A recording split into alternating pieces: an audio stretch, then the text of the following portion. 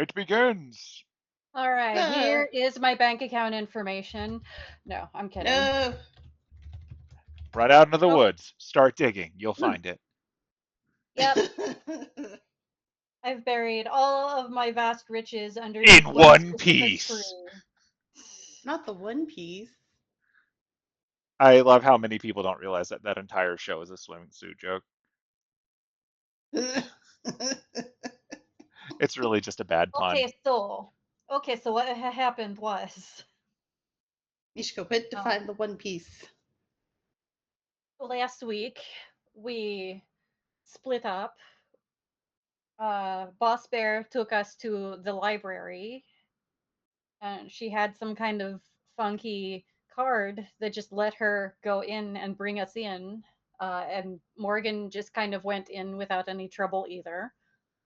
And she talked to her very short friend Vivi for a while, who had gotten captured on purpose so that Vivi could look at all of these forbidden books or something, and pointed Little Bear towards a manual for IHOP so that he could learn all of their corporate secrets.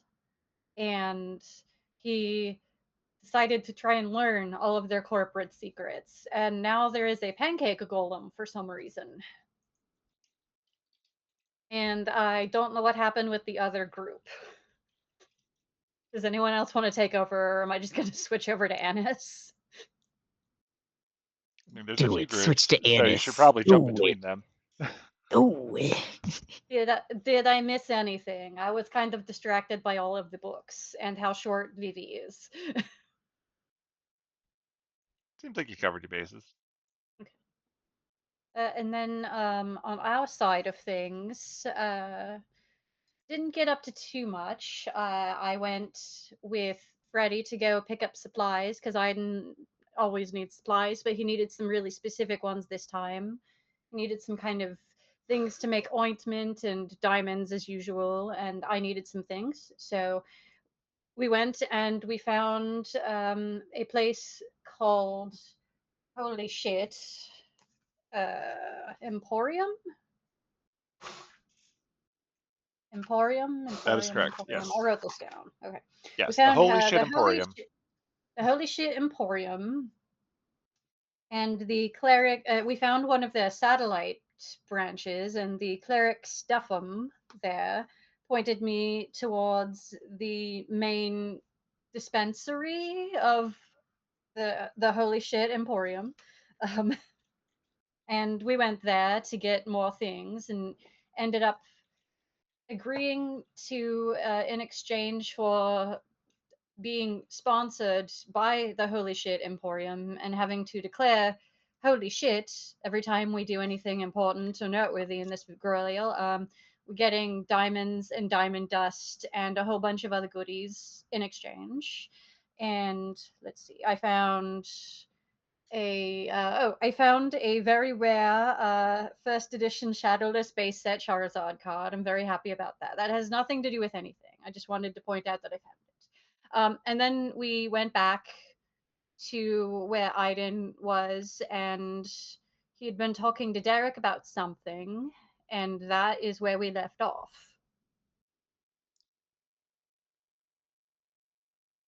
Did I miss anything? Freddie conversation at the end?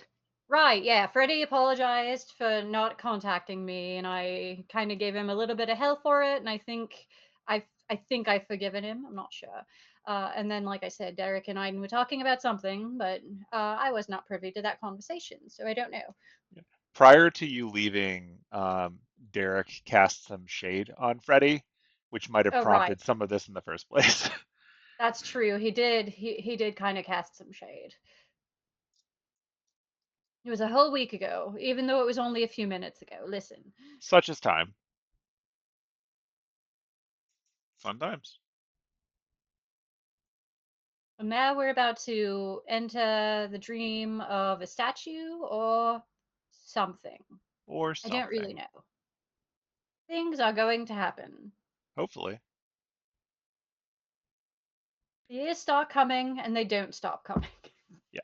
The only other notes about last week's session is that it actually opened with Penelope talking to her boss lady for a moment That's true. and getting a general feel for how that's going, getting a few hints about what's going on to the south with regards to the adventures of Echo and Echo navigating cowboy world based entirely on her understanding of stuff that she learned from her local German cowboy, Gunther. And Yeehaw. that's floating out there for people to know about. And I think Can't wait that's to see most how of the that highlights. happens. There's obviously details, but that's what that recording will be for. Because if you're listening to this, I've already put that one up. You don't know how long ago it was, because neither do I. I looked it up. My Chemical Romance did have a couple albums out by the time our game takes place. So, because I was ready and willing to go actually, correction to last week, but I don't have to. So, it is now canon. There you go. I enjoy setting games in the past, but not the too far past. You get little things like that. Okay, so cool. That said, we can pick up with Aidin currently getting things ready in the church while Anise is still out so that we can finish up anything going on there. So Dar'Rek offered Ooh. to help in whatever capacity he was needed, fully acknowledging that he does not actually have magecraft. That is a-okay. Aidin's gonna have him like help carry Clover over into this like private, I guess bath area essentially was what it was. 'Cause we needed enough water for this. And he's kind of just pulling out supplies that he does have on hand, because he was going to boop, boop, boop, boop, to a lot of magic and not get these spell slots back. Yeah. Yeah. Um, so he's just kind of making these circles right now. Once again in a language that I don't think he quite understands, that they've kind of gotten snippets of when he dealt with Motley Apex. Uh, and he's just kind of getting to work and he's like, yeah, just if you can put him in the middle. And he just kind of like looks over to Clover and then kind of down to working on the circles again. And his mind just kind of wanders back to what he was, what Dar'Rek was saying earlier. And he's just kind of like, I think you'd like him. And we didn't get to spend a lot of time with him, but the way he cradled the seeds so gently and the way he gifted me a stranger what he thought was an ancient piece of nature, no questions asked, just wholeheartedly welcomed me.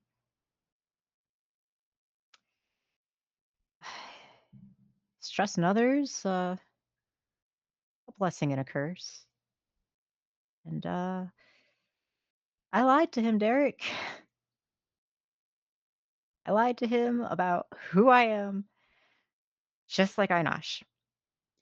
Eh, in all fairness, dude, we pretty much all lie to each other when we meet people. It's kind of a world full of butchers. Like, Yeah, that's normal. Like, I literally wear a mask so people can't tell who I am when I do stuff. I just, So don't beat yourself up over that. but I'm going to.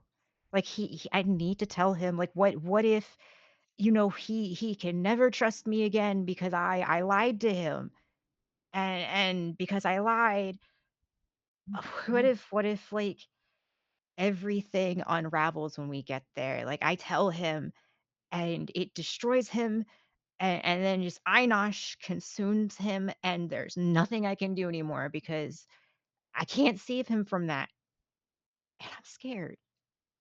And there's no way to go back and tell him in that moment. Like I had to do everything I could to get into that meeting, but I still lied to him. Aiden, how often do you lie to people? Oh gosh, genuinely, I don't think he's lied other than this. I think this might be the one time. Aidin, when I met you, you were wearing a horse mask. That's fair. I am part horse. My point is that, like, giving someone a different name or giving someone different information about you when you meet them is just survival, dude. Like, it's not unusual. It's if he's making his assumptions about people based entirely on his first impression, then there's nothing you can do about it.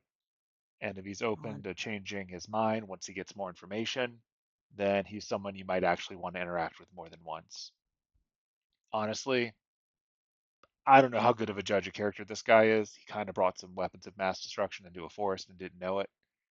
And whether or not it was something he meant to do, he's clearly open to people coming to him if the message and the mission is that they're going to make the world a better place. And that's kind of what you do as an entire creature.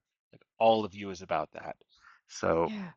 he's probably going to be cool with you, especially if you get whatever this is out of his head, because really, from what little I've been able to follow about all this, he's not doing great, and no Oh. one else out there is trying to help him. I mean, if you'd left it up to the way things were before, he would have been lit on fire until he was gone.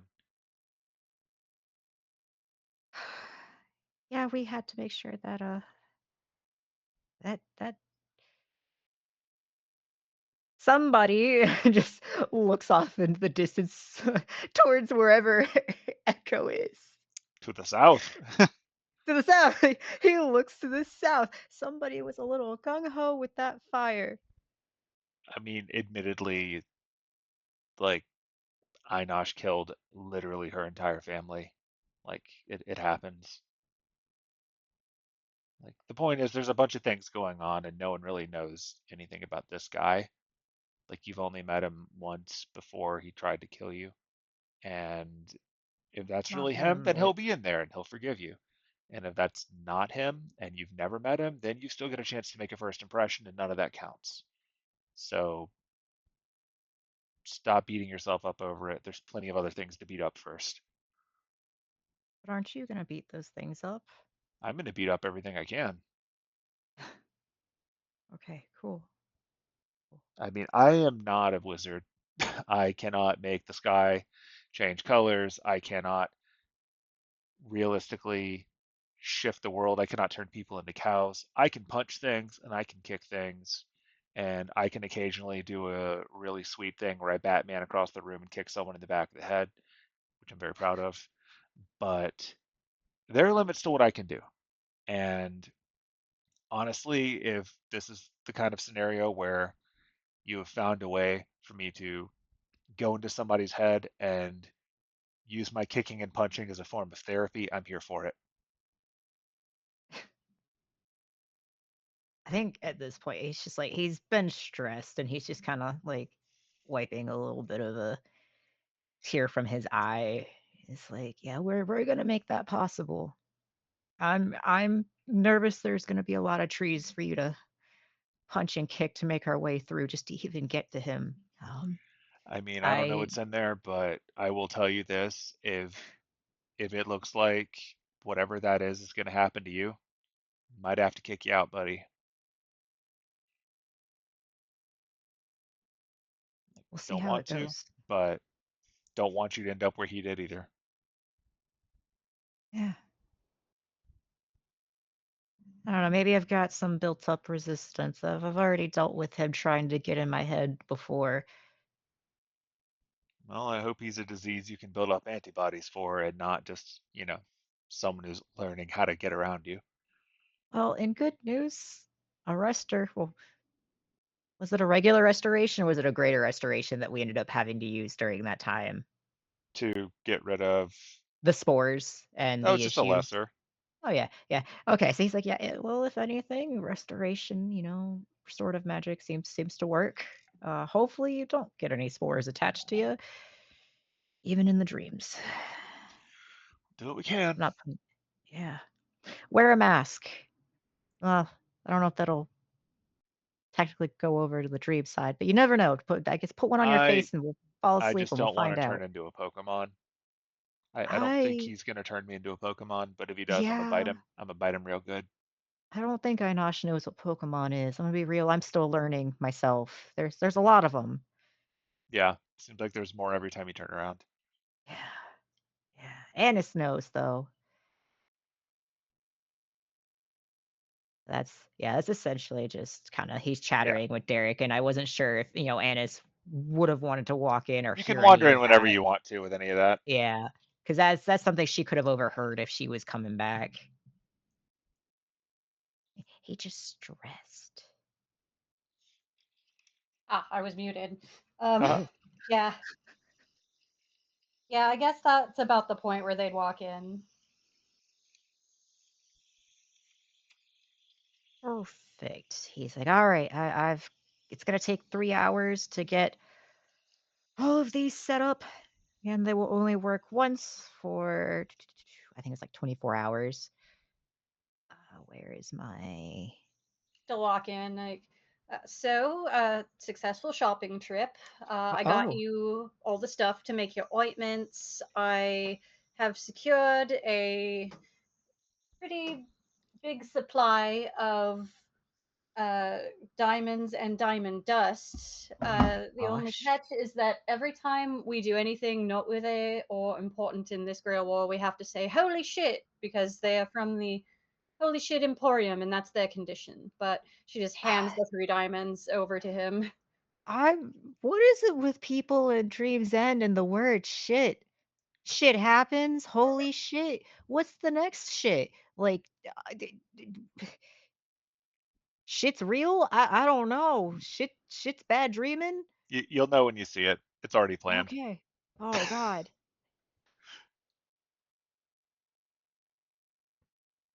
I feel like that just became their favorite word. Well, so yeah. Point is, we have to say "Holy shit," and then they'll keep giving us. They're gonna deliver the diamonds and things here. So not like an endless supply, but I think for now your diamond problem and our collective diamond dust problem are fixed. I mean this should be plenty. I hope I don't have to use it, but Who knows how things are going to work in the uh, dreamscape, honestly. yeah. Yeah. All right. Well, I guess who wants to be dedicated first? What do you mean? I thought I mentioned this. To make it a safer travel, since we are kind of going into an unknown territory with Einosh, and since you are helping on behalf of me, since I kind of really asked for this, um, by technicality, you'd also be helping Eldath, so I can dedicate you all to her service for 24 hours, and it'll give you a little bit of a safety net. You'll feel a little bit better about life and dreams. On a meta sense, you get a bonus to your saving rolls. Sure. I guess that sounds fine to me. I guess I can be a temporary Eldath person. Excellent. She welcomes you into her waters, and he just does the equivalent of what he did to all of the little blight babies, where he does just like the marks of the waves across your forehead as he kind of preps for an hour and does like a little ceremony. Um, of course, he like makes sure you're like meditating in the water. Kind of has y'all lined up in a circle around like Clover's little poor statue in the middle. And then after the third hour and getting the last one of y'all set up, So clarify thankfully, which of the people are you covering in this? I'm covering Freddie, Derek, and Anise. Okay, I will note that Freddie is not going to let you do that. Okay. Just Ah, before you expend that, he's going to be like, I quite literally get my powers from another god. I don't think that would be well received by either party. ah. then can you ceremony yourself to prepare? Is that a paladin spell? I would hope. Yeah. Oh, yeah, it is. It It is. is. Yeah. Be right back. He does. Yeah, he does. He's in a All church, right. so this is easy. It's just not something he's ever really thought about. It's time to learn. All right, so that means a one less spell consumed. Oh wait, I'm doing a ritual anyways. Hold on a It's a second. It's a ritual, so ritual. you're I not don't using have to spell fucking slots. expend It any just takes spots. time. Ah! Yeah, it's just a ritual. I'm saved. All right, well, if that's the case, hold on a second. Just keep in mind you can only do this once. Yup. So Anise and Dar'Rek have now gotten this once for the next 24 hours. They will have a d4 bonus to any of their saving throws. Yay. Yeah, gotta keep me fucking safe.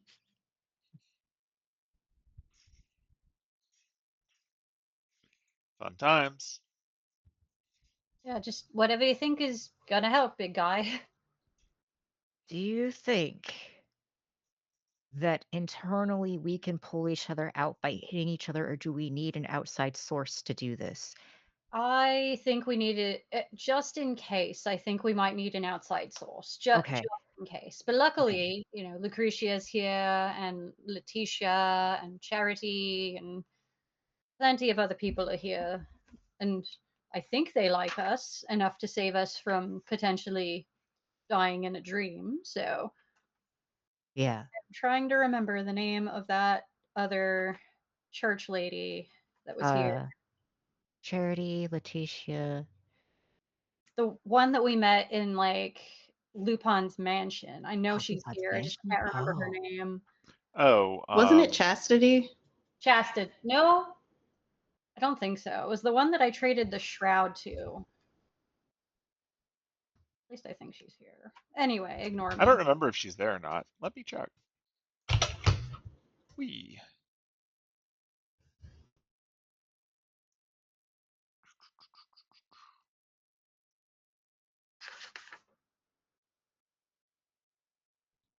Why do I have a lot of maps on shortcut? It's not important. We can move on. It's fair. Yeah. Yeah, so once that's set, the last thing he's gonna do is make some fucking ointment for his eyes. And what is the ointment for? True sight. Oh, Uh, right. You're just gonna go all in. Yeah, I am. I got 1 6-level slot, and I've got the ingredients now. You can bet your All tootin' right. bootin' I'm gonna true pull up the seeing. true sight reminder of exactly what that lets you see, because I don't want to Yeah. miss any details. typing. That is intense typing. What? The You're typing intense with type. intensity. Oh shit! I'm not on mute. Haha. See, It oh was me shit all along. could be Yes! something I that you get wasn't. in Dream's End. It's quite possible. Yeah. It's We it's just hear the it's not like I was about to roast anyone or anything. No, that never yeah. happens. All right. Oh Just my gonna put god. I have to look up exactly what One- this does because True Sight changes in every edition, and I don't want to mess it up. I see that message. True Seeing is the spell. It gives a creature True Sight, which I need to find the definition of. Oh, I've got you. Hold on.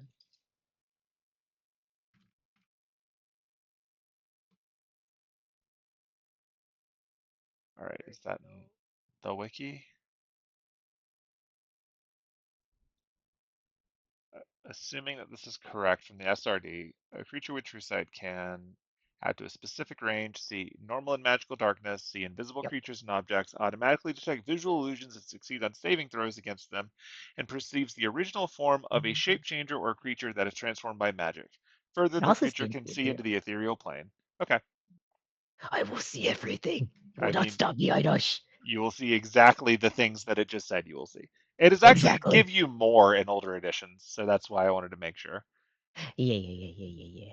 Got it. So, if you want, I can go talk to Lucretia and ask her about pulling us out of the dream if it looks like we're getting got or something like that? Sure. Okay. So you do what you need to do to get ready. I'll go talk to her. He is putting a mush into his eyes. I am about to be ready. This does not phase Anise at all. She grew up This around is druids. after you did the other rituals, so it is given this has a Like 3 duration of 1 hour. later. Yeah. Yeah, okay. Because I have to do Yeah. the ritual, like, 3 times, 'cause it's Right. per humanoid, yeah. Alas, you cannot hit yourself with it. Nope. Too many legs. It's just like I can't marry myself. Too many legs. That Too out of many. So yeah, Anise will mosey on over to Lucretia and Okay, engage her in conversation, sure. I guess. Why not? How can I So help you? I'm assuming the big guy has told you at least something about what he's planning on doing with that statue. Yes, my understanding is that he plans on entering the dreamscape to ascertain the current status of Clover Mandrake within that statue, fully acknowledging that he may or may not come into contact with Einosh or a remnant thereof. Yeah, so we're going in with him because of that, because we don't want him to be alone in there with the tree. Goodness knows what'll happen. So I guess if it looks like bad things are happening, we need someone to pull us out. Would you be willing to do that? I am obligated to do that because if Oh, 2 of the masters are consumed in a dreamscape, the Grail War will not finish. that is a good point. I mean, I thought about that, but You can anyway, die, and that is not necessarily my problem, though I would obviously prefer you not. But if you are yeah. lost, that is different. Oh, yeah, because the command seals kind of wouldn't come out, would We they? would have to wait for you to starve. Oh, that's unpleasant. All Unpleasant and right, so inconvenient. yeah, cool. Good talk. Yeah, Glad we had so this talk. I I have the ability to ascertain your status, and I will have Laeticia assist in awakening you if necessary. She has the ability to do so. Cool, cool. Yeah, Are you great. confident that this is what you want to do? I'm going in. It's going to happen. That is your choice. Can't let him go in alone, so I'm going in. Very well. I trust that both of your servants are aware that you're doing this. I feel like Anise would have told Cersei. I don't know if Cersei would have been like, "That's a stupid idea" or not, but Yeah, for the summary of that conversation, Cersei would be like, "Why? yeah, Why would you do that?" got to. Can't let him go in alone. Plus, I have beef with that tree. It's gonna. I understand that. I understand having beef with something and deciding to go where it lives and kick it in the teeth. Obviously, you can't come in with us. So don't worry. We've got a lot of fail safes. We'll be back, and I then we'll will go get watch over that the tree building last. in spirit form to conserve mana and ask that you try not to die because I that will would give it. be inconvenient for the both of us. Definitely, I will give it my best shot. I don't plan on dying or letting anyone else die. That is fair. Ooh. Anyone listening to the recording, those are the sound of Steam trying to figure itself out. Because we use Okay. Steam now, because Did that Discord sucks. everybody or just me? I think it was just you. Okay. Okay. Yeah, It did we it to me can. too. Okay. Well, I can hear both of you. Whew. Can you hear Yeah, Okay. me? I hear you Yeah. both. Yeah. We're still here. Weird. Woo. Yeah. All right. I'm a mute again. Yeah. So yeah. So yes, and I'm going to assume that Aidin and Enon had the talk, and it was Oh, probably a very similar thing. Aidin's known that Aidin's been planning this for since essentially he's been summoned. Like that's it doesn't even need to be stated anymore at this point. Mhm. Okay, Yeah. so yeah, my servant thinks this is probably a bad idea, but she's aware, and I'm going to do everything I can to come out and not be dead. So, yeah. Fair enough. Knowing that you are both, willing and obligated to help us out if things go bad, it's taking a lot of pressure off. To Not that I'm clarify, expecting I sunshine and rainbows, absolutely but hope that you are successful. However, should somehow the tree be awakened in him in this location, I will be forced to intercede, and that will not end well for Clover. As not only do I have a vested interest in him not walking through this church and creating problems, but I fear the ruler would take over and have even less patience for that. does Aiden know that? I believe he understands that he is not to depetrify him here under the current conditions. Okay. All right. Well, I guess I'm gonna go get to it, but thank you for your help in advance. Of course. She's gonna sidle her way back up to hearing myself. Yeah. As you're leaving, Lucretia um, signals over for Laeticia to follow you. And she does, because she is a nice lady. And their names are annoyingly similar for coincidental reasons.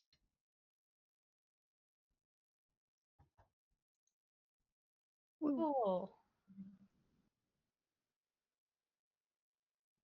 All right, so you back.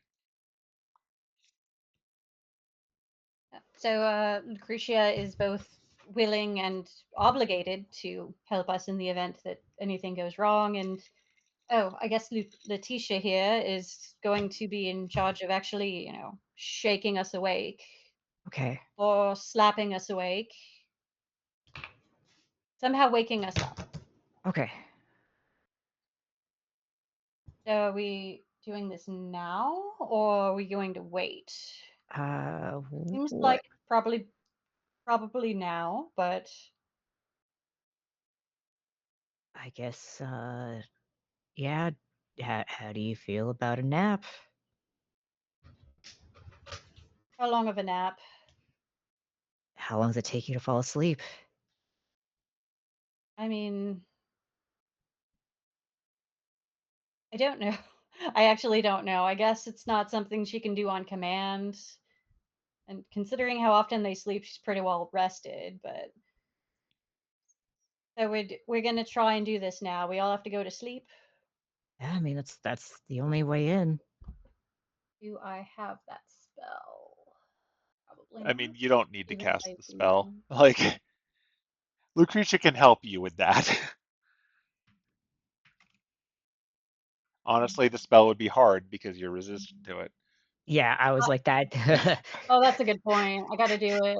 Well, we are all half elves, so we kind of have to do it willingly. We can't just magically sleep unless we hit with dragon breath. Um, Please, you. So yeah, if you are ready, then she will come in and help you out with this. Because she's not doing this in the main room, she's doing this in the side room. mhm.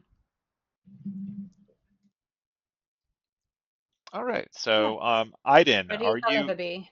are you ready? Yes, I have. All right.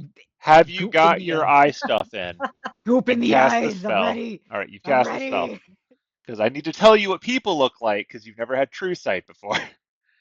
There. Oh, So if you're It, there, it is in his eyes. okay, you've cast your true sight. Um, so that is some intense noise. All right. You're unmuted again, Ruby. Again? Okay, I keep muting it. It And disagrees. All right. So, so yeah, like the people immediately around you pretty much look the way that they normally do. Nothing too special about them. Like Dar'Rek looks like Dar'Rek, Anise looks like Anise, Freddie looks like Freddie, etc., etc. Um, when you see Laeticia, you can actually see that there is some kind of entity floating over her. Oh. It is bright and glowing gold. Oh. You're not Weird. entirely sure what it is, but it is definitely giving you the general feeling that it is divine in nature. Okay. It's just there. Doesn't seem to be doing anything, just sort of hanging out. Just very small hand wave in the general direction and just It leave it does at not that. react to you. Um, and let's see. Oh, actually, no, small correction. I don't know if Anise is wearing like the illusion clothes now or not. That's up to you. I mean, probably.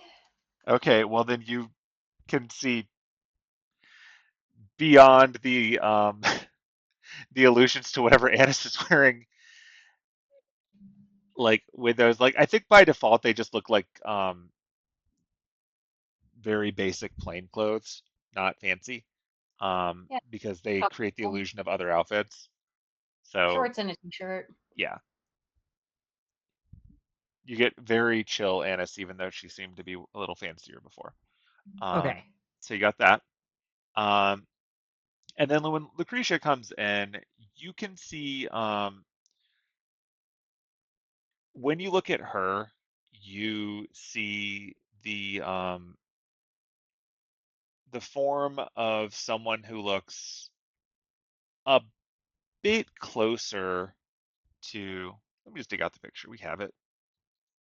We got it. Images. This isn't a surprise. I just want to pull up the visual. Yeah. All right.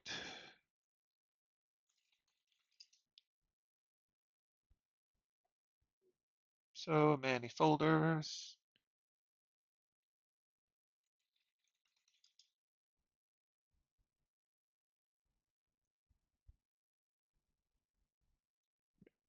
This is what she looks like. Oh. Um, Based on the bits of information you received over time. Um, I don't actually know how much of this Aidin knows. I don't know if Anna's really ever talked to Aidin about this. I think she's talked to Lucretia about it. I think it was like Annis and Penelope had like sights of this, but I don't think Aidin ever Okay, knew well, about Aidin, that. this is what she looks like. Oh. There's a slight illusion over that of the appearance that you're used to seeing, but this is the base face. Yeah. Yeah, this is a first for him. Well, there you go. He just stares at her. And he's like slowly nods his head. He's like, okay. Yeah. So that was the thing. Penelope Um, Dingo.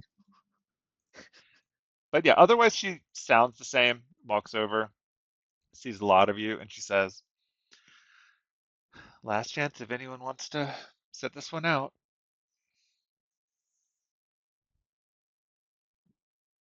Nah, Very he's good. he's ready to go. All right. Yep. In that case, everyone, please enjoy your rest to the extent that you can. You should be connecting shortly. And with that, she snaps a finger, and most of you immediately pass out. So in your dreams, you find your eyes opening a bit fuzzy, and you're in a different place. The first thing that you notice upon opening your eyes is that you appear to be in London, and the world around you is black and white. It very much is shades of gray. There's no colors in anything. But you seem to be in London. You've Most of you have been here before. Um, you are in a hallway in Clock Tower, Hmm.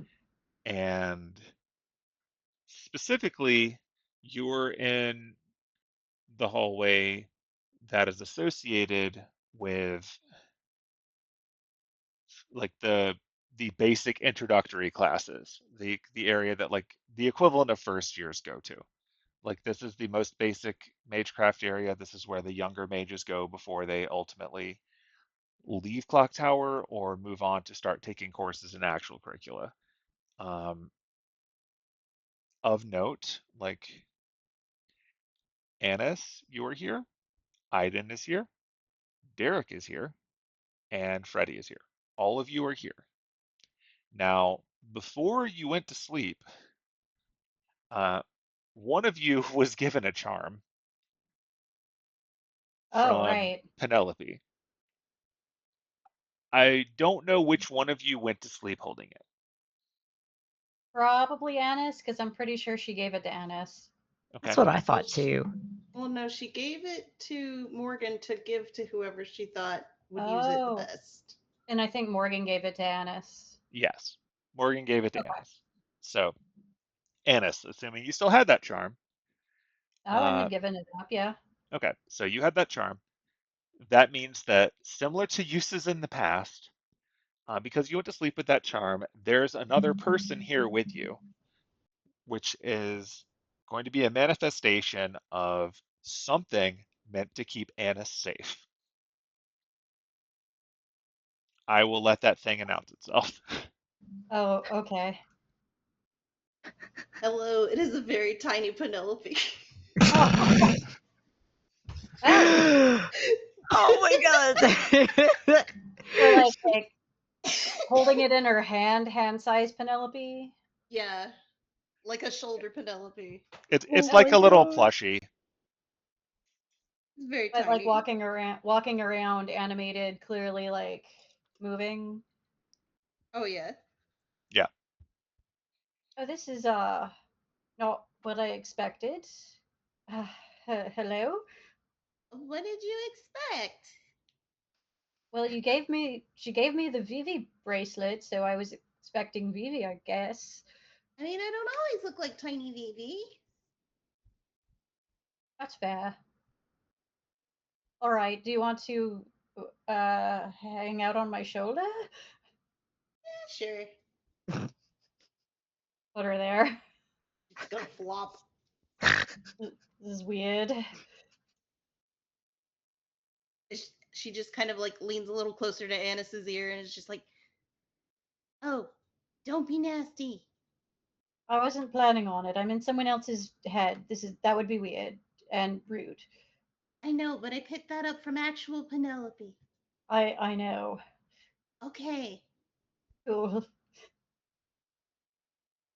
So as you're standing in here, looking around, like I said, it's black and white, but also it doesn't take much focus to pick up on the fact that there are throughout multiple places in here weeds, thistles, like small leavings in the corners of the hallway, along the edges, little bits of tree brush, like nothing extreme, nothing you'd even trip over, but stuff that you would think maybe some kind of janitorial service would have swept up some time ago, but no one here seems to notice it. There are people walking back and forth.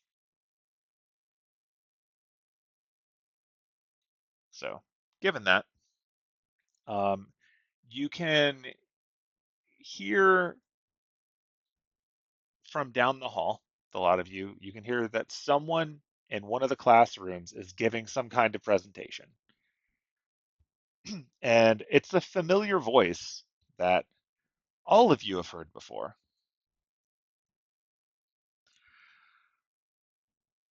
So a lot Is of it you getting started here, you're going to figure out how to be mages. And you know what?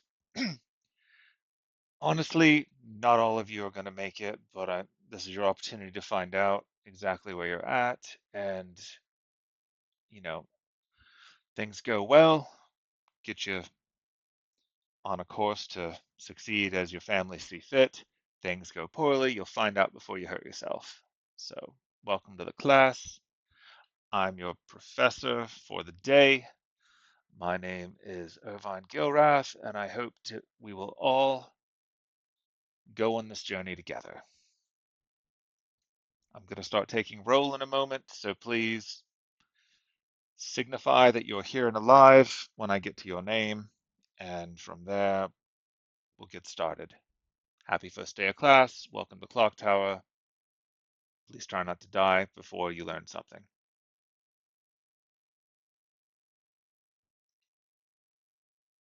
And then you can hear him reading off names in the classroom.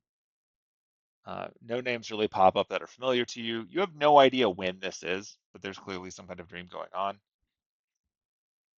Yeah. Um, Aidin's first thought hearing that, because I already was like, we're in Clock Tower. Like, this is interesting from what we know. Clover didn't come from this area, from what we had gathered when we had asked about like his home during the meeting. Hmm. Correct me if I'm wrong. It's been a hot minute since No, that. no, you're right. Okay. Yeah, Aidin is like, it seems like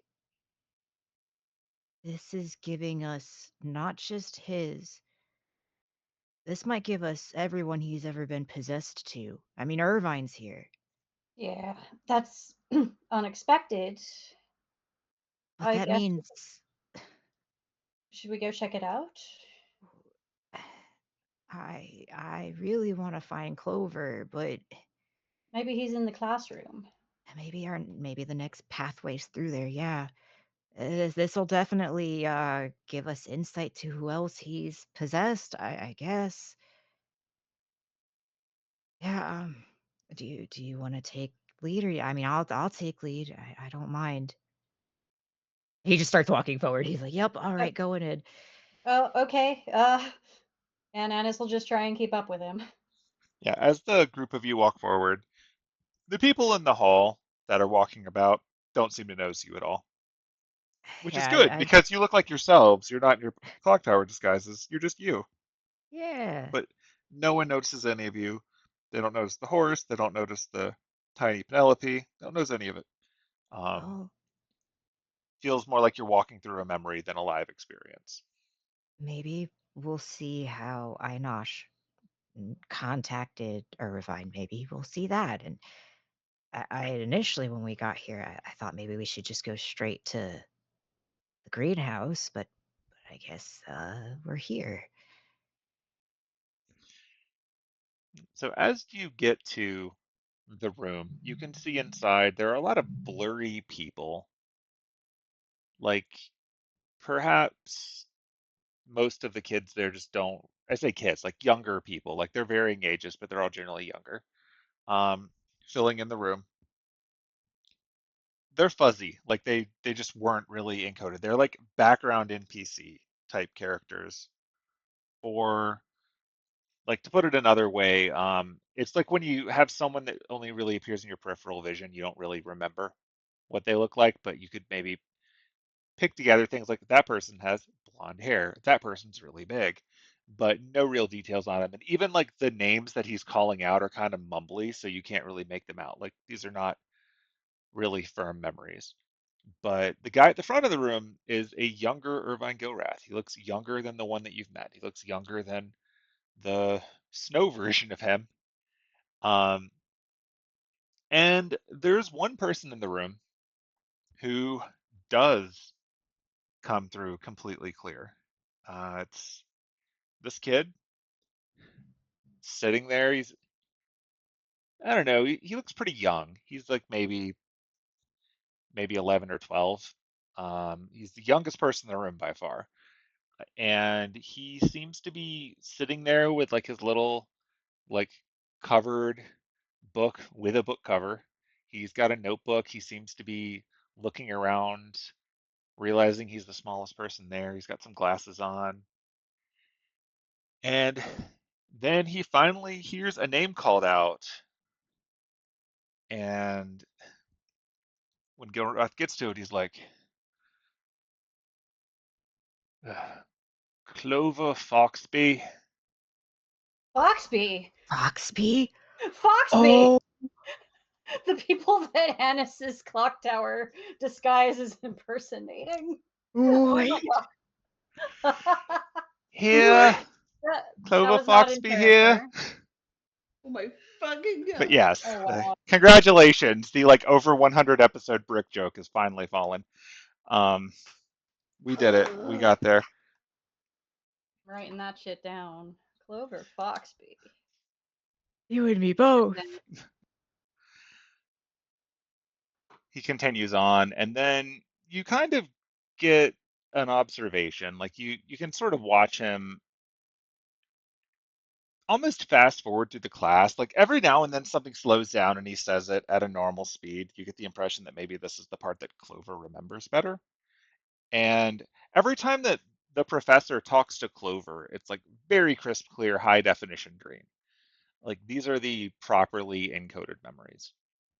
And he's talking to the various lot of them about, very basic mage stuff, like the nature of passing down crests, the nature of a mage's potential, and that most of the role of a mage is to build upon their family's research into the root and then pass it on to the next generation a little bit better so that eventually someday your family line can reach a proper understanding of mystery and reach the root and fulfill their goals and obligations and all of that. But also the understanding that you yourself as a mage, especially one who does not come with pedigree and who has not inherited a crest, will probably not make it very far within your lifetime. It is the unfortunate fate of a low generation mage. And he goes on about this for a while. He proceeds to do something roughly akin to testing. Like rather than evaluating people with paper or anything like that, Gilrath pulls out a looking glass and he looks over the crowd, and for some of them he calls out, like, you there, tell me what generation you are. All right, your family is falling behind. You need to make up for that in your lifetime or they're just not going to get anywhere. And then he gets on to the next one and is like, really, only a third. Bright future for you. I'm sure that there will be plenty of scouts looking to you to pull into their house, and so on and so forth. And then he gets to Clover. And when he points it at Clover and he goes, now, your family comes with good pedigree, but I don't see much in you yourself to tell me. Do you have a sibling who inherited your family's crest instead? And he nods and he says, yes, sir, my older brother inherited the crest, and my older sister, middle child, received a lot of attention and information as the fallback, but for the most part, I was just sent here to learn what I could and be put to good use, sir. Doing what I can, ready to help out the family in whatever way is necessary for the future. And he says, well, be that as it may, if you're not inheriting the crest, there's not as much I can do for you. Tell you what, kid, sit around after class and we'll have a chat. Yes, sir, we'll do. And then it very quickly fast forwards through the rest of this lesson, and he says, finally, all right, everyone, that'll be enough for now. There will be a tour going by shortly, showcasing the various campuses on the region.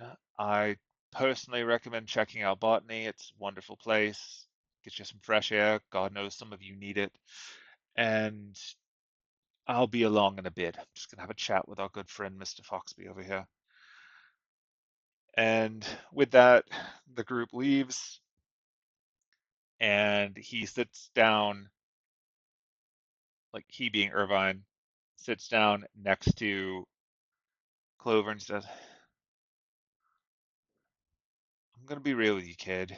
You've got a hard path ahead of you, and it doesn't sound like your family's really going to appreciate what you bring to the table. So I'm gonna ask you directly, what do you want here? What do you want for your future? And I don't mean for your family, because your family's gonna shit on you and throw you out, or they're gonna use you for spare parts or whatever, like mages are all monsters. But you're here anyway, so like, what are you looking for? Well, sir, I'm worried, sir. Honestly, I'm worried about this world that we live in. I've got no real talent for magecraft in any normal sense, not the way that they've been teaching it, but there are things that I'm good at and I want to get better at, sir. And honestly, I picked today to come here because I was told that you were going to be the one who's teaching the introductory course today. I'm looking for someone who can help me with what I'm good at. And what is that, kid? Uh, Mycology, sir. I've studied mushrooms. I grew up in an area where there were all books and wizardry and whatnot, but I've been more interested in the things that grow outside, the stuff that, you know, makes use of what's left behind. Like I'm the leftover of my family, but if the leftovers for things outside can grow into something, then maybe I can too. Let's see. Well, I appreciate your enthusiasm, but let me ask you this. If I tell you right now that you will never amount to anything studying arcane magecraft, anything at all, your magic circuits are not built for it. You are not built for it. No one will pick you up and teach you how to work in this space because you will be seen as a bad investment. And what do you want to do? Well, sir, if that doesn't work, then that's fine. I'll figure it out on my own. I'm not going to sit around and wait. Interesting.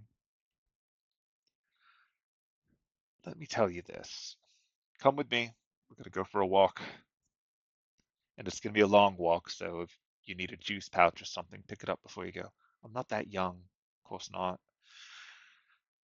And he walks the kid out. And it's a relatively quiet walk, but if you choose to follow them, it takes you outside and Yes. into the courtyard with the big tree from Case Files. And he walks him under the tree and he shows him some mushrooms growing down there at the base of it. And he's like, listen, kid, what do you see right here? I mean, I see life, sir. What do you mean by life? I mean, like, look at that. You see right here? This growing on the tree? This is life, but the tree is life. The ground under the tree is life. Like, all of it is life. Like, it's all connected, sir. Uh-huh. And what if I were to show you this? And he does something that Anise will immediately recognize as druidcraft. And the little mushrooms begin to sprout in such a way that they form a picture of a little five-pointed star. So how are you doing that? You've been raised with arcane magecraft, and you would not be well suited for it. But looking at you, looking at how you see the world, and based on what I saw when I looked at you through the eyepiece, your circuits are built for druid. You should be a druid, not a mage in the traditional sense. You should find yourself some druids. You should get with a circle, and you should actually find the place where you were meant to grow. Because it's not here at Clock Tower. Much as I'd love to bring you over to my classes in botany, they will not teach you what you wish to learn. So, that said, if you decide you want to pursue this, you're going to have to leave your family behind, because the druids do not care that you're a Foxbee. They don't care that you come from something that resembles a pedigree. They just care about your connection to the world and your ability to work with it. So, if you're serious about this, really serious about making an impact in the world, you've got to walk away from the mages. You've got to walk away from the clock tower. You've got to walk away from all of that. You've got to find yourself some druids. The circle's out there. I can point you to where they were at one point. Candidly, I don't know if they're still there, but odds are you'll be able to find them. And you should find yourself some druids who share your propensity to see the best in spores and mushrooms and fungi, and they will help you grow. Really, sir? Do you think they'd take me? I see a lot of potential in you. I don't see why not. Then, then I'll do just that. If you can tell me where I'll go, and I will learn. Very good, very good. Oh, and don't give them my name. They'll turn you away if you do. Why is that, sir? Because I came here, and they don't like that. Is it is it a secrecy thing, sir? Among other things, it's a political thing. It's a secrecy thing. I have tried to straddle both worlds of magecraft and paid a heavy price for it. You who have not embarked far into this path have plenty of time to learn it properly. Find yourself a circle, get yourself a new name. Clovis sounds pretty druid to me, but drop the mage name, pick your own, write your own life, don't look back. And then someday when you reach a point where you think you can make the world a better place, do it. Because you're not going to be able to do it here. This place is sick. Find something that fits your view of the world and live it, kid. Will do, sir. I will. And then he proceeds to give young Clover some directions that Anise can piece together as the locations of several not publicly known druidic ritual sites where he's likely to run into some druids. And with that, this scene sort of fades a bit. And the lot of you are left standing in an empty courtyard in Clock Tower as Clover and Irvine disappear. I take back what I said. It started here. That's interesting. Gilrath. So, DM question. I'm genuinely trying to remember. Do we know what druid circle Gilrath actually was? Because it doesn't sound like he was Circle of Spores. Gilrath? Yeah, he was not Circle of Spores. I don't think you know what he was, but it wasn't Spores. So, it sounds like Gilrath wasn't Circle of Spores after all. So that means that whoever attacked the Einspurn Forest couldn't have been him. Interesting. We know And you. he just rattled off the list of a bunch of really very top secret druid ritual sites. So he definitely went to one of those and found some spores druids and linked up with them there. Yeah. I mean, you did mention that there was an elderly looking. It was a guy covered in mushrooms with matted brown hair, I think, is what So Echo that said. So rules out Irvine. it probably wasn't Gilrath after all. Yeah. Interesting. So there was another person that Einosh had control of. And pretty recently, because he attacked the forest right before Penelope and I and Kwaku got there.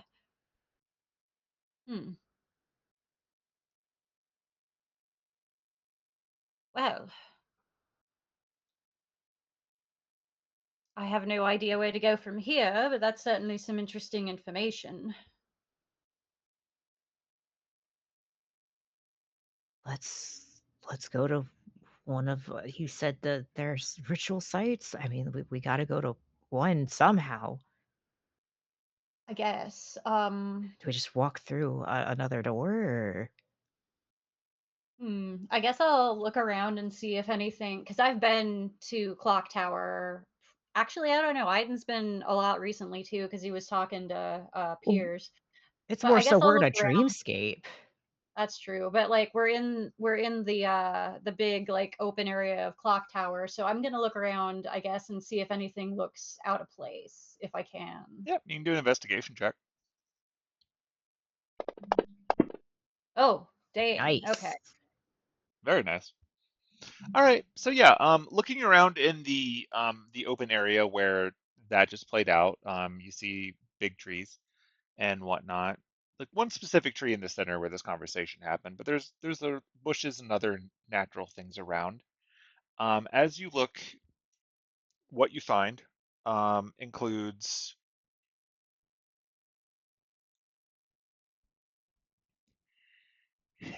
like that brush that was in the side in the hallway is also out here. It's a little easier to hide when it's next to plants and other stuff. But as you're checking around, you see that there is a bit of mistletoe located Hmm. in places. And the mistletoe doesn't really make a lot of sense for this courtyard. It doesn't seem quite the same. And as you're looking closer at it, you notice that while everything around here is black and white, the mistletoe has a little bit of a green sheen to it. It is out of place.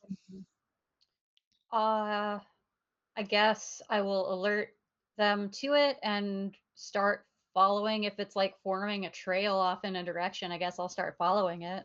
I'll The follow. Yeah, the mistletoe seems to be growing along a path, almost like footprints. Really, it's not like continuous, but like there's little bits of it at intervals, and it goes in one direction from here, and that leads you back to the hallway and away from the classroom. So the group following along that mistletoe, you find that the hallway starts to darken, like there's less light ahead as you walk through it. And then eventually there are little bits of light poking through, and you realize that the hall has kind of shifted in the darkness into being an outdoor location. You can see that you are now in a grove. It looks like a druid grove. And there are a number of druids performing a ritual ahead of you. And they're speaking in druidic, which I think only one of you can understand. Um, Yeah. but Anise, you've heard this before, or at least a variation of it. It is an initiation to a circle ritual that Mm. druids undertake when they've been accepted by a circle after proving their discipline and commitment for some time. And looking ahead, you can see that there is a circle, and at the center of the circle right now, there's a druidic elder, and they are presenting a now somewhat older, but still not as old as the one that you've met, version of Clover, with a wreath of that same mistletoe to wear around his neck, and in doing so, welcoming him to join their group. Ah, this is a druidic initiation ritual. Looks like this is the memory of Clover being initiated into this circle. Okay. And as they And do that, you can hear this in Druidic, but for everyone else, they just hear a bunch of words that don't make any sense to them. But for Anice's sake, the ritual is naming him as Clover Mandrake. He mm, seems to have taken on a new name as he joined a new group and has left behind the world of the Foxbees and Clock Tower in general. He has been accepted by these people, and he is being welcomed into the Circle of the Spores, and the world of mushrooms and mycology have accepted him fully as a member of their group. And then they tell him that they are going to be embarking on their first journey together, and that will be somewhat dangerous because they will be entering areas that are on defense. Like, the world has been endangered by the presence of modern humanity, industrialization, and therefore some of the phantasmal species that still exist in the world are becoming more agitated as their resources grow fewer and it becomes harder and harder for them to live. I'll relay all that to the group. And like, Okay.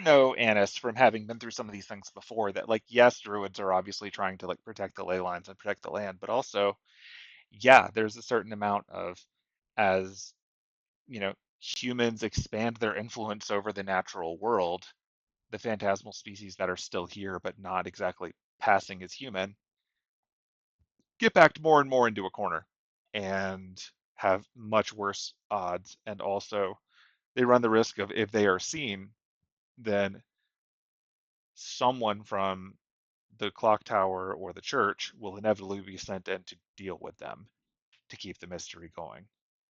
They can't ever be found. So a lot of Yep. druid missions are relocation of phantasmals, or Mm-hmm. if necessary, if it is beyond like protection, unfortunately, it is the culling of phantasmals that are too great of a risk for their people.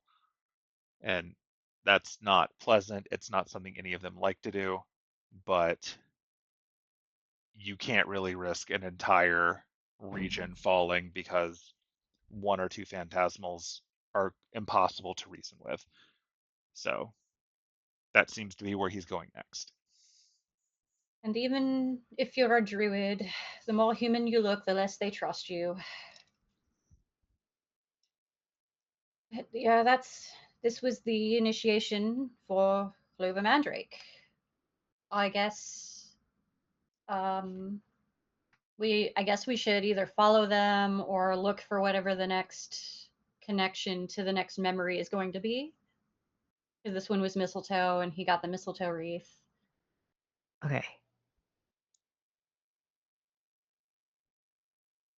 Is that another investigation?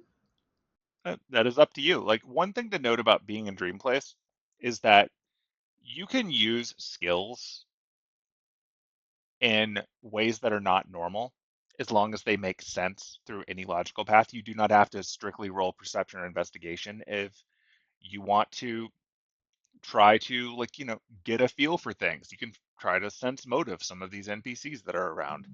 You can even Okay. try to talk to them if you want to. Like, you can Oh, interact with this world on whatever level works for you. okay. Do any of the druids in this circle look familiar to Anise? Has she met any of them? Um, Give me an intelligence check, and we will have you try to remember. History works too, if you have history. I don't remember if you do or not. I think I'd rather do. Well, let's see. I don't think I have a bonus. Nah, it doesn't matter. I'll just roll history.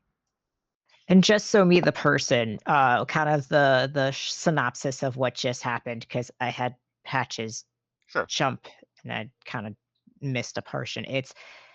They essentially he ritualed. They had the ritual for him to join. You made a comment about the more human he looks, the less they trust, and then Well, that's something about from Anice's perspective, because I assume that she, as she was becoming a full-fledged druid, had to go on some of these missions Yeah. and encountered phantasmals, and because she's half human and looks half human, she had to work harder than most to actually gain gotcha. their trust. Yeah. Okay, okay, I Yeah. see what you're You That didn't miss saying. wasn't anything I that was saying. wasn't That a was Anna's context. Yeah, that Okay, was Anna's okay, context. That was not DM context. That Yeah. was me flavoring the scene, throwing okay. I in a just want little to make sure I'm spice. following. No, you're good. You haven't missed anything. Whew. Yeah, that When they is. inducted me, they thought it would be really funny, and they gave me a wreath made of anise, like the plant anise. Smelled nice. Anyway, that's not the point here. So I got a 13. I probably don't recognize anybody. You wouldn't know their names, but you've seen some of these druids at the Hmm. like the big conclave. They were out in the crowd. So like at the very least, you know these people aren't all dead. Um, some of them like made it on and then joined in the big gathering. Hmm. But they're not people you really interact with. They are not like your local druids. These are not Sherwood druids. Hmm. Um, but some Well, of these them aren't. have appeared. Mhm. Well, these aren't Sherwood druids, but I do remember seeing some of them at the big meeting. So Okay. that's a good sign, I guess. Maybe. Uh, I don't know. Do you want to talk to any of them, or do you want to just follow Clover? I mean, I just want to kind of follow Clover. We're getting bits and pieces. Yeah. All right. I guess I'll look around again. See what else I can spot. Is everything still kind of black and white? Damn. Using those good rolls. Rolling Yeah. high when So it counts. most of the things here are black and white. One of the things that stands out to you from this location, though, is that while they went off to go do whatever you know, their mission is, looking around from this site, you actually find near where Clover was standing, um, on the ground, there's a small circle of mushrooms around that. Like that, the two of them, like Clover and the Elder, were standing within that circle. And these mushrooms have a bit of pigmentation to them. Okay. Can I Feel look free to around and see if apply there are whatever mythology you would like to about, Fairy fairy circles. circles, areas? but Yeah. yeah, Yeah. Gee. it's very Can I much look that. around and see if there are other mushrooms forming a path for us to follow? Um, you don't really see any other ones that have color to them. That is the primary thing that you see right now. Hmm. Hmm. Look, we know Vivi has absolutely gone through fairy circles. Anise will jump in. She'll just hop right Yeah. into this very ring and see what happens. Okay, Let's go. Let's Annis hops dream. in, Worst that could and happen. when Annis goes to that, she sinks directly through it, as if there weren't actually grass there. Whee! And the world around Annis goes dark for a second, almost like you've dived into water. And then, I'm assuming the jumping in. others follow, I'll just I'm wait. jumping. All right, you dropping in, the others are going to go with you. Um, you then emerge from the grass in another location as if you'd been swimming in water. And emerging from the grass in this new location, you find yourself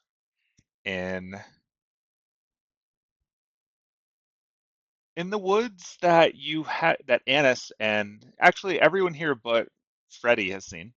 You're finding yourself in the woods Finding the outside woods. of the the The saloon icebergs? themed Oh. Yeah. hub. Oh. You're Oh, we're in Germany. This is weird. I mean, he did say that he met the old man in Oh, Germany. good point. He did say, "Oh, okay.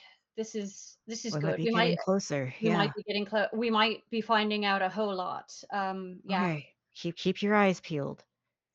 Yep. So outside the saloon, you can see that there are the various miners from the local area seem to be coming and going like before. You can see, looking in the window, you can see Gunter going about his normal business. This looks pretty much like Gunter as you met him, so you've definitely skipped ahead a bit in time. But also looking inside, you can see sitting in the pub at one of the tables is a somewhat older Clover. This one is much closer in age to the one that you know. And he is sitting across the table from Irvine Gorath, who looks a little older now too, a little closer to the age that you met him. this is much closer to the version of him that you know as the like the snow one, the one that's pretty much locked in at that age forever now. And they're sitting at a table and they're talking.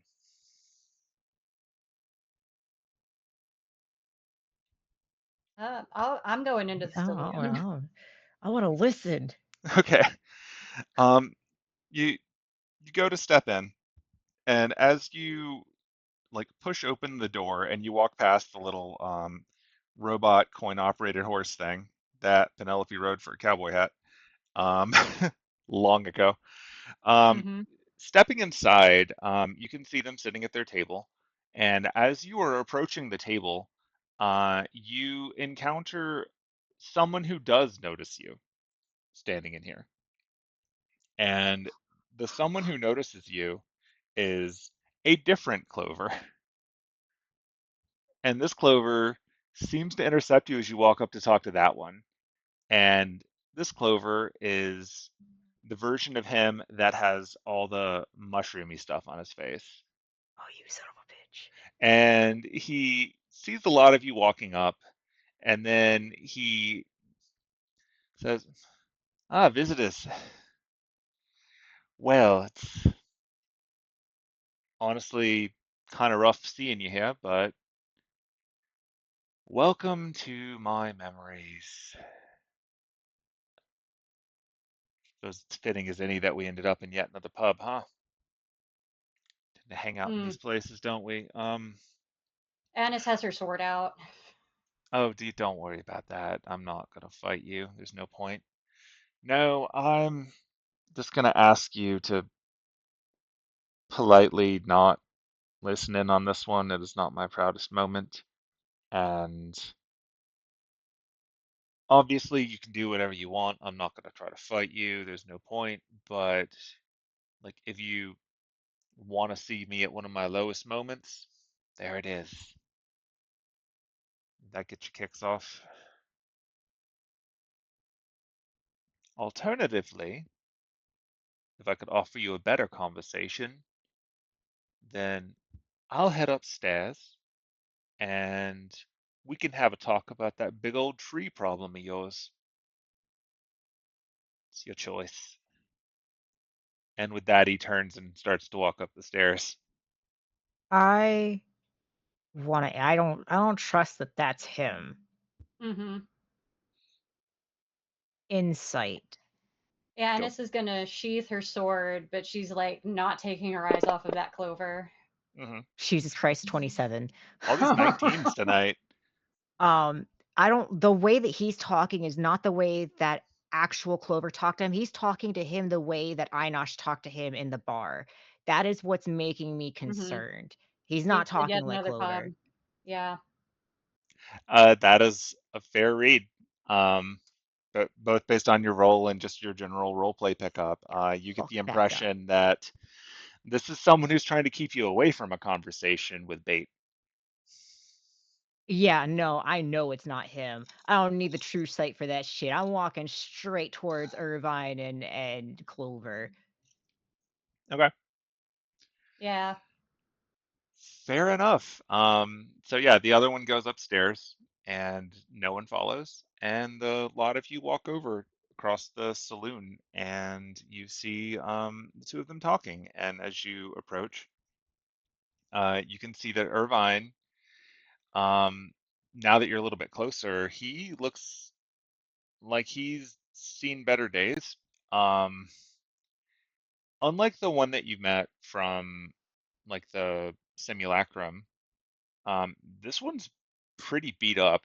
He's wearing uh kind of the go-to like low discretion robes. Because you can see through illusions right now. Um, Aidin, you can tell that whatever robes he's wearing are meant to have people not notice him. Like he's Uh-huh. not invisible. It's just no one really pays attention to him. Gotcha. But Just diverts attention. yeah, I got you. it's a distraction. So that no one notices that this man is in really bad shape. Um, but yeah, he's wearing this. robe that seems to be deflecting from that, but you can see right through it, and you can see just looking at him that this guy's, I say bad shape, but like really like pieces of him are very grievously wounded. He's got a lot of damage to his arms. It looks like he's probably been ragdolled a bit. And just from the markings on him, you wouldn't be surprised if he were like beaten with cudgels, if he'd been hit with whips, the way his skin is cracking. You Shit. know that this guy would be capable of healing himself, but the fact that he hasn't Yeah. or he can't is very troubling to you. Yeah. But he's talking to Clover and he says, "Look, kid, I'm sorry that I called you out here. It's been a long time. Haven't seen you since you were small, but I heard about your progress, and I just wanted to reach out and see how you were doing, and also share with you an opportunity if you're interested." I mean, I'm glad to see you. You put me on the right path. Like you were right. The world of druids was definitely the world for me. I've been flourishing there. My circle respects me.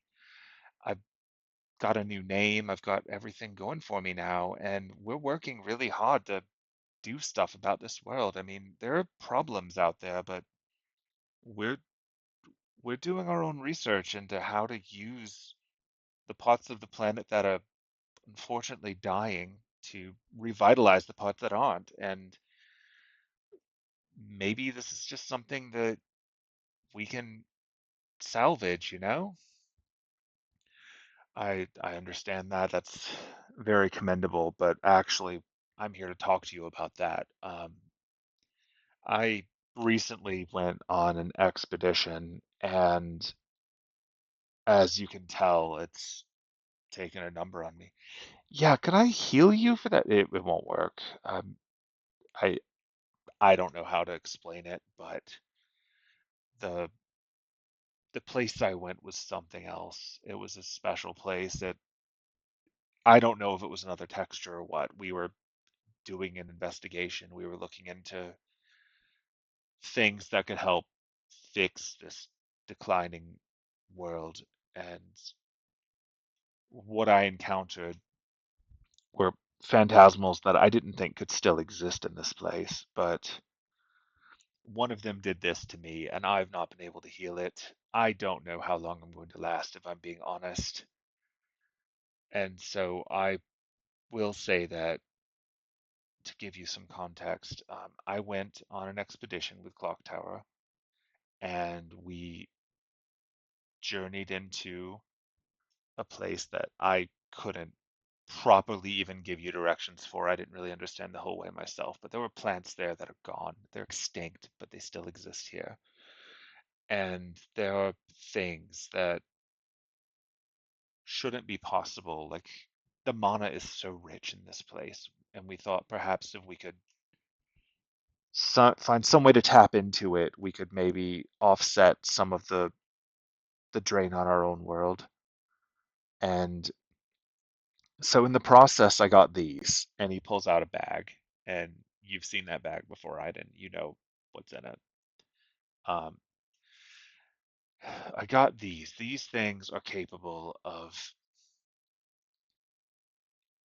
taking mana from one place and growing it in another. They can take the parts of the world, like you said, that are dying, and they can bring them to the parts of the world that can still be saved. Or perhaps they can take that from a part of the world that's thriving and help the parts that are dying. I don't know. Like our expedition was destroyed getting these things, but I knew that however much time I have left, I could get these to someone who wouldn't just study them, but would put them to use. The people in Clock Tower, if they feel these things are going to be useful someday, will freeze them and wait forever without ever doing anything with them. Or they'll put them away if they think they're dangerous. They'll seal them away in a vault, not to be used because they're cowards. If it's not part of their goal to get to the root, they don't actually care, but they also don't want to take any risks with things they don't understand. And if I were to bring them to the druids, well, they'd kill me on sight, honestly. I'm sure by now you know my reputation. And then I remembered this kid who was willing to walk away from Clock Tower and a family name and who just wanted to make the world better using the parts of it that most would discard. And so I reached out to you. And I think these things could truly help you, or you could use them to help something else. I want to show you how they work before I lose too much of myself to this. So could you come with me, please? There's a place not far from here. There's some bounded fields in place, and I think that would be best for showing you. Uh, sure, yeah. I mean, I I would hope that there's something that we can do to help you, but if that's what you want to do, then yeah, we can do that. Yeah. So let's go then. And so he takes Clover outside after like leaving some money for the bill. And once they get outside, they go down the pathway behind the White Witch Saloon and they encounter the first of many barriers that are around the Einsburn Castle. And stepping through them, they both feel that inclination that they should leave, but they both power through. They are both high wisdom characters, and they continue into the woods for a bit. And once they get there, into the first one, I'm assuming a lot of you are following, just to be clear. Oh, I'm fucking following. I assume. Once they get past the first barrier in the first area, they encounter another person inside the barrier. And Is it an old man covered in mushrooms? I'm going to show you a picture of who they encounter. You all right? Yes. Eat this shit up. I'm glad you are having fun. Yeah. So the person that they encounter is someone that all of you should recognize.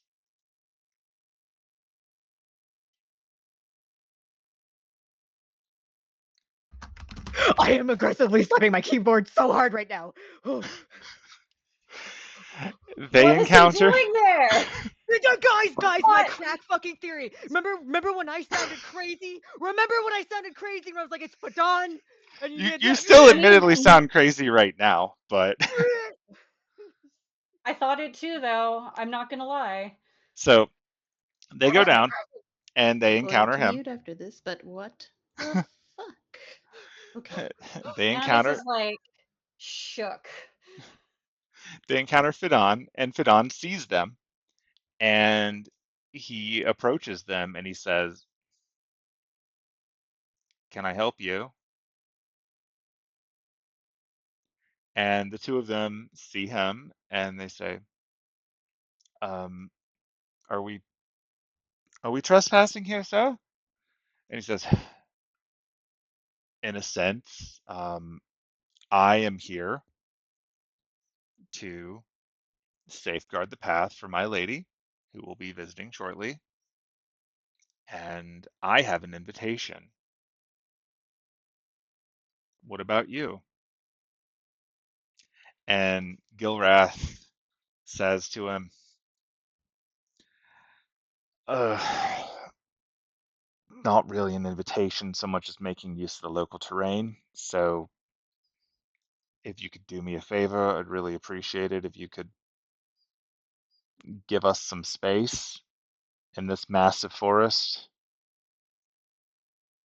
Uh-huh. Well, the owners will be along shortly to inform you that you shouldn't be here. We won't be long.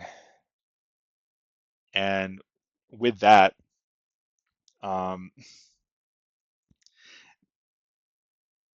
you can see the casting of a spell from Irvine Gilrath, and you can see Fidon reacting to that by leaping in to attack and disrupt him. And then you can see in the middle of them Clover casting a different spell to stop Fidon from attacking, which buys enough time for Irvine to finish casting his spell. And in doing so, he seems to hit Fidon with some kind of enchantment that gets past whatever in his blood gives him resistance to this kind of stuff. And Fidon turns and walks away. Gasp. God, you're safe for now, but I still don't trust it. I still don't trust it. So he turns and he walks towards the castle direction, like further in. And then when he does that, Clover goes, "What was that about?" And following that, he simply gets the answer of, "It's not going to last long. He's going to walk through a field that's going to disrupt that enchantment, so we've only bought ourselves a moment, but hopefully it means that at least he won't bother." So let me explain to you how this works. We're going to plant one of these seeds in this incredibly monodense forest, and it's going to grow into a tree. And that tree is going to bear fruit, and we're going to take that fruit and we're going to put that fruit in another place that's dying. My thinking is that we go to where a lot of this problem started, and we go to Fuyuki in Japan, and we see if we can fix their broken ley line with it. And this forest is big, it is old, it can take the hit. It's just that the current residents, largely squatters, a bunch of homunculi fulfilling the same silly ritual they've been doing for who knows how long, will shrug it off as long as it doesn't get in the way of what they're doing. And this forest will recover, and if we can restore Fuyuki, then we can stop this whole problem right here. Yeah, but like, shouldn't we be asking them? Like, it's not their forest, Clover. They simply live here, just like all the other animals that don't have a say. I guess so, but that doesn't really sound like, it doesn't sound on the level, sir. Clover, you said yourself that sometimes you have to use the broken parts to fix the other ones, and sometimes you have to use methods that none of us like to save the forest. Well, this is saving the forest of the entire world. And one thing that you notice based on your high rolls between insights and investigations throughout all of this stuff is that when Clover cast his interruption spell, like nothing really happened with Clover. But when Gilrath cast his spell, Gilrath's wounds got worse on his body. And Clover doesn't seem to notice, but Aidin, Anise, with the advantage of being able to literally walk up and watch this play out without anyone reacting to you, you can see that he's casting spells with his life force. here. Holy shit.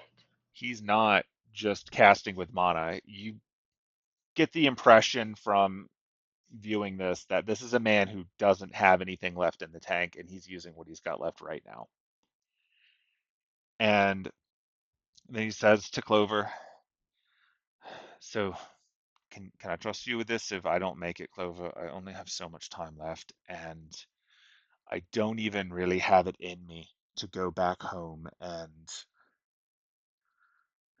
do anything about this problem. I used most of what I had to get here, and I need you to, if this works, I need you to get the fruit from this tree when it's ready to Fuyuki, and then I need you to, when that works, get the word out to the druids that this is a thing that we can do to save this planet. Will you do that for me, kid? So yes, I will, sir. I can do that. I can help with this, but I really want to help you. Very good. All right, in that case, give me a hand. I'm going to put these in your hand. You can accept this. And Clover hesitantly holds out his hand, and as he does so, um, the blood, like the scratches, like the bleeding scratches, just open from casting the spell on Irvine Gilrath's hand, snaps out like a whip into Clover's hand, cutting it open, and some of the blood in Irvine Gilrath flows into his body. Clover screams. He doesn't know what's going on. This is catching him completely off guard, but Irvine is holding his hand, not letting it go, and in between their hands is the bag of seeds. And then from there, Irvine falls on his back, and Clover starts to shake. And Clover himself starts to stretch. His body is stretching taller. His skin is starting to crack. And bark and plant and moss and mushroom matter begins to grow out of his body, all up and down. And as Clover screams from this experience, the Irvine Gilrath in front of him looks up at this much taller, much more intense creature, and he says, "Shit, I gave it to the kid." And then Clover reaches down and he picks up the body of Gilrath, the fairly limp body, and he walks over to the same tree that all of you were transported through when you first landed here after Clover sent you through the one in the inn. And he says, "You're a mess. Maybe Shalara can do something useful for you." And then he casts a spell on the tree and shoves him into it.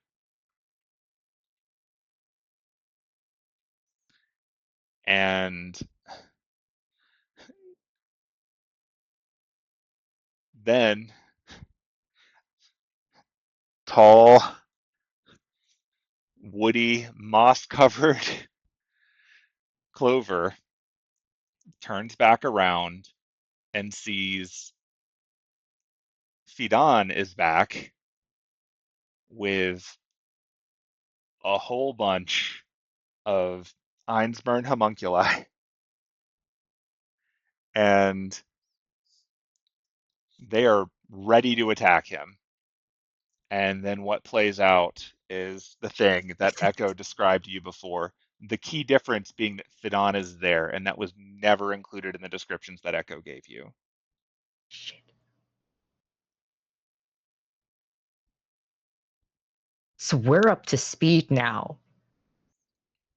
And that still leaves me concerned, as we've seen in the fights before that we've done, if Fidon did get spores on himself and had no idea. Well, it was through blood just a second ago. Yes, with Clover, yes. But remember, when we fought and we got spores on all of us, we had to restoration those off, or we were at peril of being Mhm. possessed by Einosh. If Maybe. he was there and he fought and there were spores, Yeah. But why did that's Echo never why did she not say that he mention? was there? Yeah, Oh, that's weird. That's really weird. that's fucking. And So he said, and I'll he said tell that he you was because you're there going in to find out advance of what we immediately before saw. you go too far down the rabbit hole. Like you're Okay. watching the fight play out. Like this is all Uh-huh. still here. Uh-huh. And very shortly into the fight, you see Fidon attempting to use the Circle of Stars magecraft as a druid to do something to harm or contain the big clover monster. And as he does so, the big clover monster picks Fidon up and throws him through the air, and he collides with something you can't see. And Anise knows that there's a statue over there, and anything that's touching it Oh, disappears. Oh, same that one that Echo got statue. thrown into. Yeah, and then you see Echo arriving after that Mm-hmm. as part of the reinforcements, and Echo Okay. also gets thrown into it. But funny thing, if they wake up, they're not going to see each other. They just Yeah, that happened to us didn't too. notice that. So, yeah, you see Echo get thrown into it as well. Although the Echo that you see get thrown into that is not in great shape. This is like older Echo. Yeah. Um, and so she gets smacked into that. And so as you see this playing out, you then see, and you're welcome to follow along as Big Clover Uh-huh. Monster, who's clearly being controlled by Hinosh based on everything about his personality, proceeds to go through wrecking stuff left and right, killing tons of homunculi, and eventually Mm. destroying um, the old golem and destroying or like planting the tree, killing most of the homunculi, and then stepping out through the tree to wherever he went next.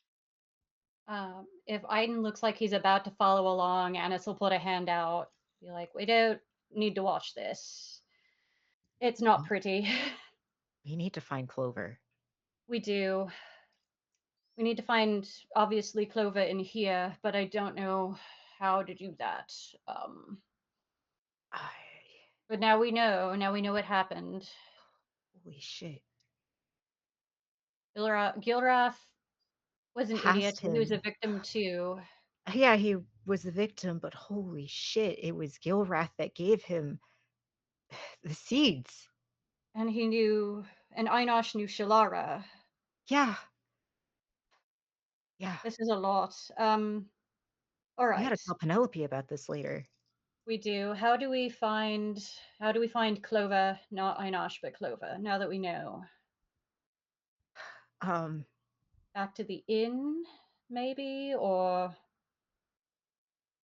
we don't know how any of this dream stuff works. Well, there's Uh, two trees ye, that ye- people can walk through, right? it's true.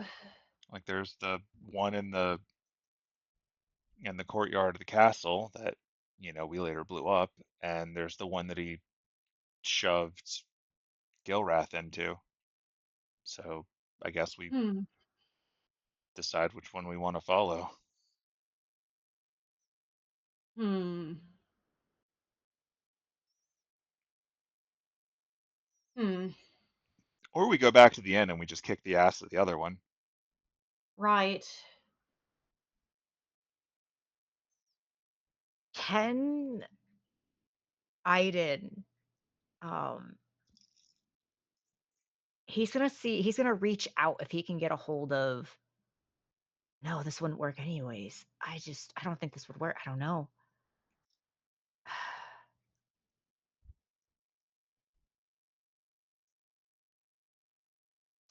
Well, I've got divination.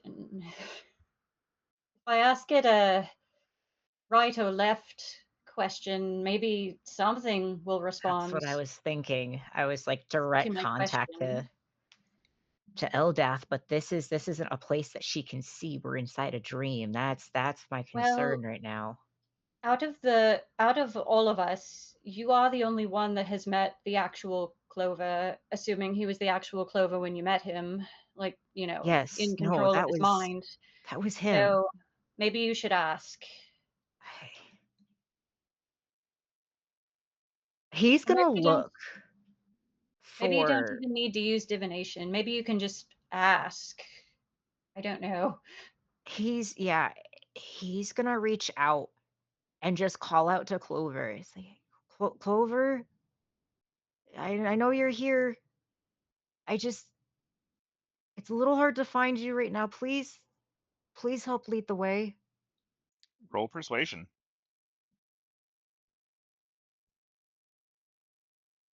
Please don't fail me now. I'm gonna Holy shit. Holy fucking shit. Nice. Okay, so at present, when you're doing this, like you followed the Clover rampage, right? All the way to the castle, or where are you at?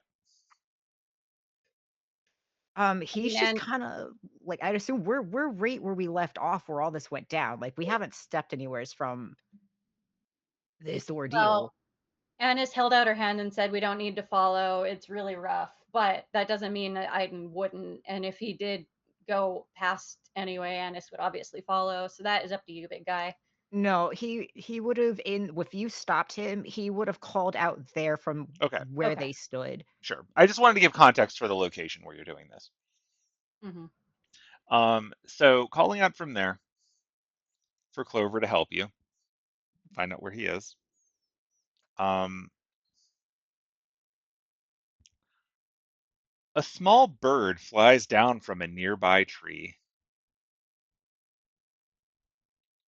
and Anise knows this bird. Anise knows this nearby tree because this is absolutely where she met Hemlock. Oh. And little Hemlock flies down, and little Hemlock lands on Aidin's shoulder, similar to how little Penelope is on Anice's shoulder. And this little Hemlock, upon landing, um, pecks a little bit at the side of Aidin's ear to get his attention. Oh, he's paying full attention. And then it hops up and it flies you, or it flies off in the direction towards the castle. I'm fucking that boy's galloping. Yeah, Anise is right behind. Oh, Somehow all of you move at the same speed here, even though one of you is a horseman. this is weird. This is weirdly nostalgic. That's what that's Hemlock before he was Hemlock. Yeah, he's not wearing a mask or anything. He's just a bird. But yeah, so he leads you through, and as you go through and past a lot of the stuff, like you can see some of the you see the forest before it was bleached white, which is kind of pretty. You know, it looks nice. But as you're passing by a lot of these things, you also pass by the various statues still intact and functioning at this point, doing their jobs. And then eventually you make it to the castle. And when you do, you can see it seems to be fast forwarding through the events. Things also get a lot fuzzier. You get the impression that everything that you've been seeing is through the perspective of Clover, but since this thing took over Clover, the world is a bit more jump cutty. It's a bit more awkwardly edited. Like you're in shaky cam world now. Like things are just messy. And when you get to the castle, you can see the fight breaking out in the courtyard between the giant plant monster and the various golems, including like the old man, Jubashai or Oct or whatever. I can never pronounce his stupid name. The old one that shows up in Fate and Fate Zero. That one. The one that you've since remade into a tiny child. Um, Eh. yeah, that one. So he's fighting, and they're doing what they can to handle these things. Um, but you're ignoring the fight and following the bird. And the bird takes you past that and into the main castle. And the castle's not all wrecked by, plants yet. And going up in the castle, the bird ultimately takes you to the roof of part of it. And Anise recognizes this part as a place where, way later on, when you were looking around, you found a little bit of mistletoe. Mm-hmm. And the bird takes you to the mistletoe, and then it signifies to you to check the mistletoe. I'm in the mistletoe. I'm digging at it. Okay. As you touch the mistletoe, the forest around you continues to suffer, but it kind of does a fast forwarding thing very quickly. You can see the tree growing up very rapidly. You can see the weird clover creature stepping into it, and then you can see from where you're at on top of it where the tree breaks into the nearby building and disrupts things. It tears open a pathway that seemed to have been there for a bit, and that pathway is a separate path down to that vault that Anise went to before, where she and Penelope gained the paperwork of the ritual. And while it has a lot of, cool stuff in there right now, looking down in there, you can actually see a tiny blight running through and reading the Holy Grail War ritual, and then rolling it back up and putting it away. And then you see the tiny blight running back up this little hole, which you would never be able to fit through in real life, but you can here. And when it reaches that mistletoe, it tugs on the mistletoe, and then it seems to get pulled through that mistletoe as a very tiny tree that it is allowed to pass through. And as it passes through that, the rest of you go through it as well. And this takes you across things through the darkness again, and you find yourselves in a place you've never been, but you've seen before, because it is directly into Dream's End at the base of a massive monster tree. And the tiny blight seems to be conversing with the tree the full nature of the Holy Grail War ritual and everything that goes into that. And the large tree, which is ignoring all of your presence, but also seems odd that you can see this, because this is the first thing that you've seen that Clover wasn't present for. And that's when it hits you that, like, the big rampaging monster, while using Clover's body, wasn't really Clover at this point. This tiny little blight Yeah. is apparently the consciousness of Clover that was being suppressed. And it was That's sent on a controlled mission to learn about the Holy Grail War, and then sent back to Einosh. And shortly after it gets there, the fully grown monster Clover steps out of Einosh, presumably from when it had wrecked the castle before. And the tiny blight is picked up by the monster Clover, and the monster Clover opens this maw-like bark separation in it and shoves the blight in, and then it crunches, and then it shapes back down into clover as the two of them are reunited. And somehow you just understand that the way that this thing works is it can separate clover out when it wants to, and it can force clover back in when it wants to. And whether clover is in the body of the boy or in the body of the blight, clover is trapped as a passenger in this thing and has been since Irvine Gilrath gave him those seeds. And here in this dream, you get the impression that because the boy was turned to stone, somewhere in this statue is also clover. And that part of clover, whether a blight or a boy, still here, still stuck.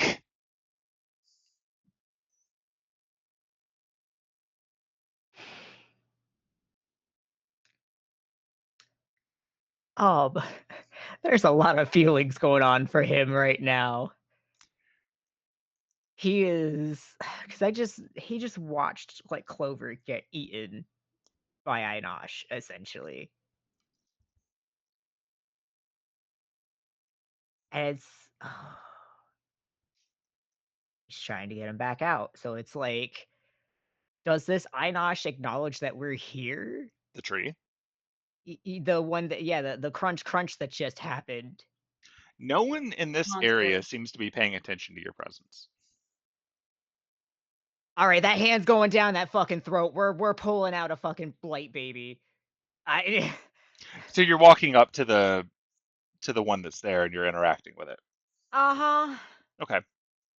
So when you walk up to that clover, like the big clover monster Because that he's has, turned back into the boy, essentially. He ate him yes, and then he turned into the boy. and he So turned yeah, into the he's boy. So you're walking up to the clover that is currently present.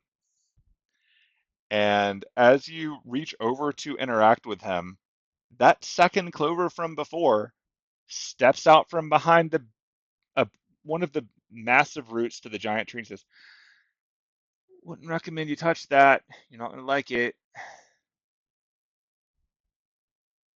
not gonna like what I do to you very soon. Oh, I'm sure. I'm absolutely sure. But it's up to you. No, go ahead. By all means, knock yourself out. See what happens. I mean, I've got nothing to do. I'll watch. Clover, I need you with all of your might. I need you to fight.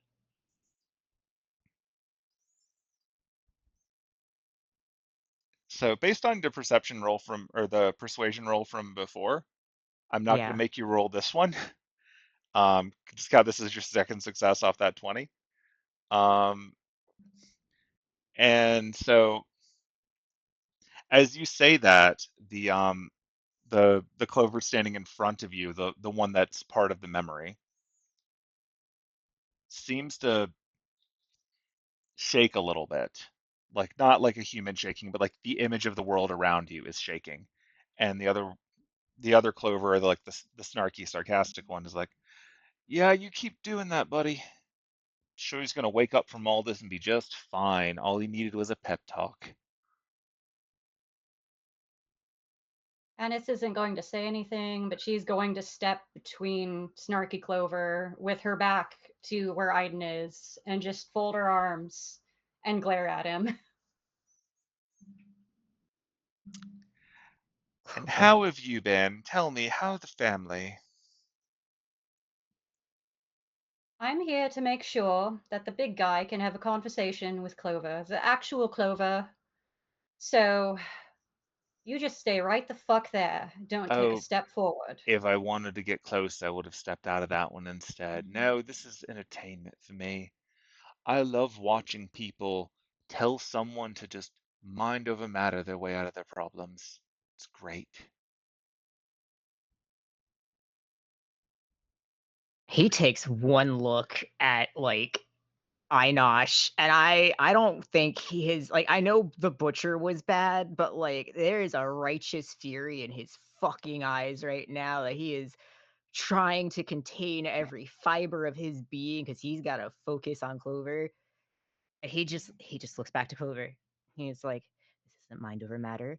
This is this is your fight, Clover, and I am here to help you every step of the way. This isn't the end. He isn't going to keep you. But I need you to fight. I need you to fight with every fiber of your being because I'm going to be fighting on the other side. And when we take him out, I need to know you want to live because I can't help you if you don't fight. I'm going to do everything I can for you. And I'm sorry that it took 6 months, but we're here. And he is next. He will not hold you anymore. I need you to fight." Okay. Give us another persuasion roll. Okay.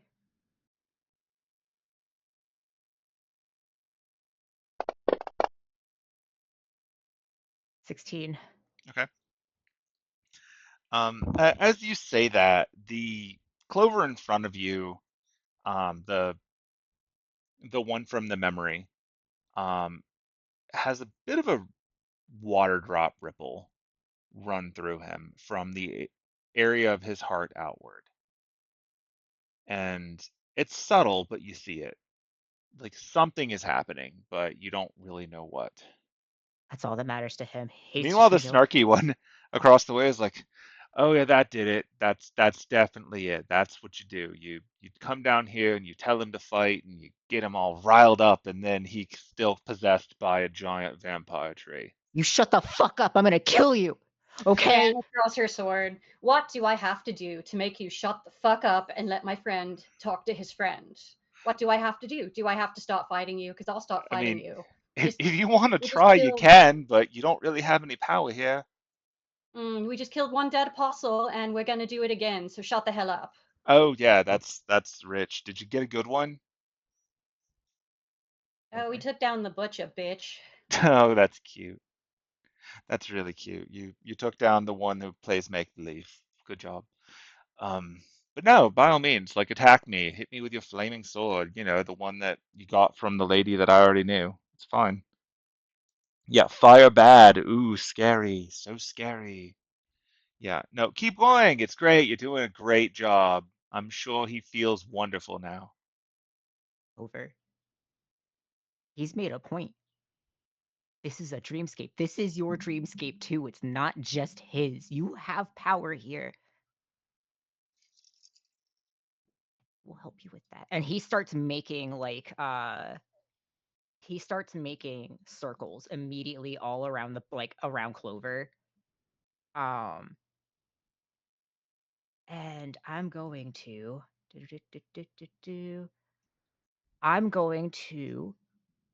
as an action, he pulls out the holy water as he starts making this circle.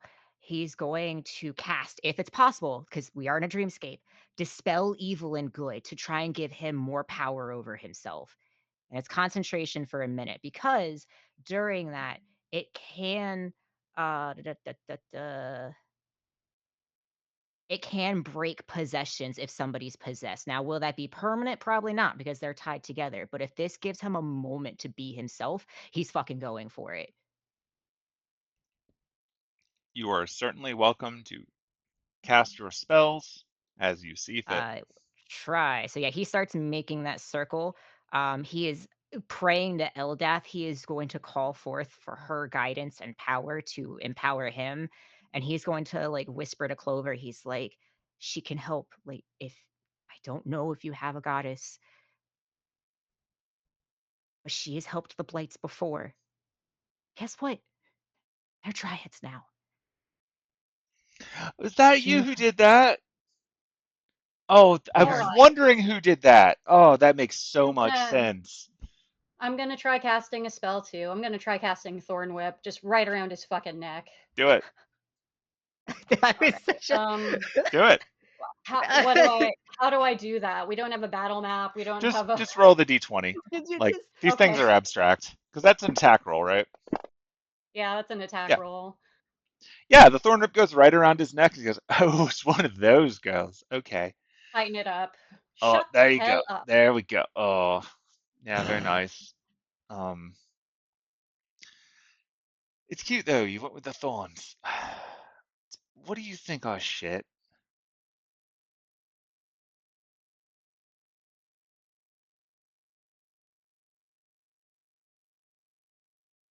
Well, that's just nasty. Pulls it tighter. She pulls it tighter. I I don't don't know. like I know she is. Ooh. It's a catty bitch. Yeah, he's a bitch. He's a little Twinkie bitch. I don't know how I feel about this. It's more fun than writing just a tree. I mean, that's Fair. fair. Oh god. I can't believe you bring a flaming sword and you try to hit me with some brush. That's great. I'm just trying to shut you up. I know, and it doesn't work, does it? Uh, can't Yeah. hurt me for trying. Can't. I mean, I could, I guess, but I mean, I'm just very entertained by this entire ordeal. Yeah, I'm casting that spell. The spell is good, evil, and good. Okay, so dispelling evil and good in 5e, you have to specify types, don't you? I don't. No, I don't think so. It's just for the duration, celestials, elementals, fae, fiends, and undead have disadvantage on attack Okay, rolls so it's against all of you. them. You don't have to It's all of specify. them. Got Yeah, it. it's Okay. just yeah, and then it with the break enchantment, it stops like they're no longer charmed, frightened, or possessed by such creatures. And then as an action, I can make a melee spell attack against any of those things that I can reach. And on a hit, I can attempt to drive the creature back to home plane. But that really doesn't matter in the dream. Like I'm ignoring that. I'm going for the break enchantment part to try and like even temporarily give him a foothold Sure. with the possession. Okay. Yeah. You make a circle around him. You notice that while the world by and large is black and white, inside of that circle, once you complete the spell, color starts to come in. Holy fuck. You see little bits of green and well, you see red in the grass, but you see little bits of green in him. You get the impression that if you were here in real life, the grass would be very red. But yeah, there's a little bit of green coming out of it, and it's starting to flow over his body. Okay. Uh he's gonna keep concentrating as hard as he can. He's like, Clover, come on, you've got this. Um, That's right. Light him up. It'll be great. A black key is thrown into his mouth. Oh, I'm sorry. Were you saying something? I couldn't hear you over the sound of your bullshit. thank you, Freddie. Thank you. And Derek, like watching all of this play out, is just sort of looking around to see like if anything else is happening. And sure enough, he's like, guys, I think there's another one. And opposite the lot of you, there's the second pseudo Clover, Einosh, who's clapping his hands in the sarcastic slow clap. There you go. Throw some stuff at him. Show me that you're the master orator. What was it? You're you're one of Van-Fem's little shits. Right, that makes sense. It explains why you smell like you probably shit on a boat. Um, anyway. Yeah, so yeah, you got him. You got him. I guess I was defeated. You got the little plant around his neck. You got the key in his mouth. You got the hey, what the hell is that? And Derek takes that chain he's been lugging around and mirrors what Anise did by wrapping it around this thing's neck. And unlike the thorn whip, which he seemed to snark his way through, something about this chain is actually fucking this thing up. Mm, Ooh. fate damage. Yeah, I'm not gonna lie. It looked better when she did it, but it's all I had. So, please enjoy this experience. And Derek proceeds to, with the guy like chained up, he just takes his fist back with his other hand and just punches him in the chest. And he goes, I'm not very clever, so I'm just going to keep punching until you shut up. And then I'm going to keep punching anyway, because honestly, I have nothing else to do here. And he just is treating him like a punching bag. Yeah, Anise is not dropping the thorn whip on the first one, but she is going to look around and see if there's another one that's going to just pop out of nowhere. As she does so, a third one does appear, but before he can even say anything snarky, Freddie pulls out a series of keys and is now just chucking them at him. And every time one of them gets caught in the throat with a key, another one pops up and he throws another key and he's like, funny thing, we're in a dream. I'm not running out. And Aidin, around Yeah, you he's right full. now, there's a bunch of clovers getting wrecked by your friends.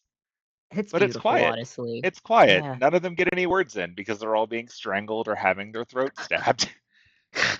It's so beautiful. It's the Yeah, little things. Anise, seeing that Freddie is just able to produce keys over and over, she's like, okay, and just thorn whip, pulls them to her like the guy from Mortal Kombat, stabs him with a sword, finds Yeah, the next one, thorn whip, pulls it to him, stabs him with Anise, a what you sword. notice is that there's no concept of spell slots here. You could just keep Oh my casting stuff. god. What? There's you don't need mana to cast spells in a dream. You could just keep doing Hmm. it. Oh, I Ha- guess I didn't need to mark off that spell then. I'm sure gonna take didn't. that back. Ooh. Have fun. Um, Just for fun, she'll like produce a watery spear around one's head and drown him. Yeah, This is but kind cathartic. of cathartic. Yeah. um, Aidin's gonna hone in on his boy. How is that circle looking? Can I like? I'm reaching. Can I reach Eldath in here? Can I like? You're like You can commune. try whatever you want to try. Uh, is it? Oh, it's a minute. Cast it. Is it safe to fucking touch him? Like I'm making this circle. I want to know if the circle makes it safe to touch him. Yes or no, please. I beg of you.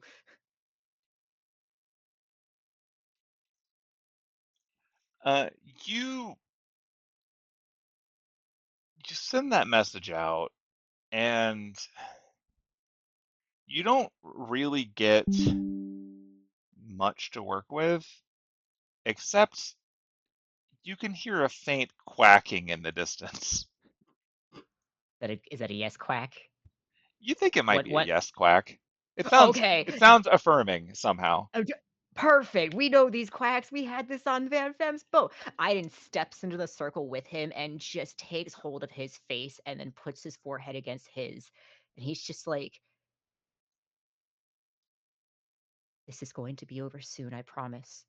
I just need you to hold on. And I'm sorry that I couldn't get to you sooner. I'm so sorry. But I will do everything. Please, Clover, please. Like I can't ask this enough of you. I can only help if you want it. You need to want it.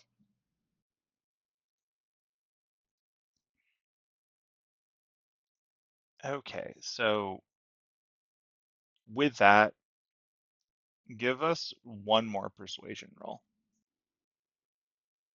Please, please, please, please, please. Fuck off. That was almost an Oh, 18 and oh Oh, my that was god, so I'm so close. oh salty. no. Oh, I'm so mad. so as you do that, you can see, while generally still, um, you can't see movement in this clover. I'm about to go full But panic mode. while you're there and you're holding him close, you do feel a heartbeat, and you can feel the slight sense of breathing. Like you're getting signs of life, but It's not nothing that Freddie. you can draw a greater message from. You do get the Okay, impression though that like something is happening. he's about to get really desperate. He's about to get so desperate. Don't judge him. He's starting to lose it. Um he is holding so close to him and he is in tears at this point. He's just like, please, I beg of you, just let me be selfish. Let me just be selfish for 1 minute because I loved meeting you so much. And you were torn away so quickly, and you just wanted the same thing that we wanted. And your heart was in the right place, and you were manipulated. And I don't want to imagine a future that you're not there at. Okay, please, I don't want you to not be here. You're like a ray of sunshine. He's diminishing you, and I don't want that. Please. And against what is normally Aidin judgment with consent, I think in his heart of hearts, he's like, I need him to understand how important he is to me. Because in this moment, it's like, no, it's eating him alive, and he's like, I can't live without his presence. I don't know what it is. Like Derek's conversation is in his head, and it's like that moment that it clicks, where it's like it was in that instant, the moment he laid eyes upon him, and he had that first conversation. He was in bad. He was in love, and he kisses him.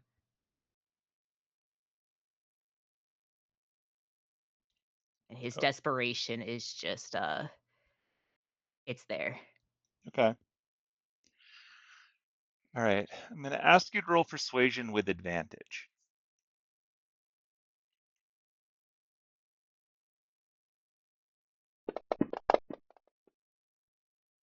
18. Okay. So as you do that, the clover that you're holding, the clover that you've just kissed,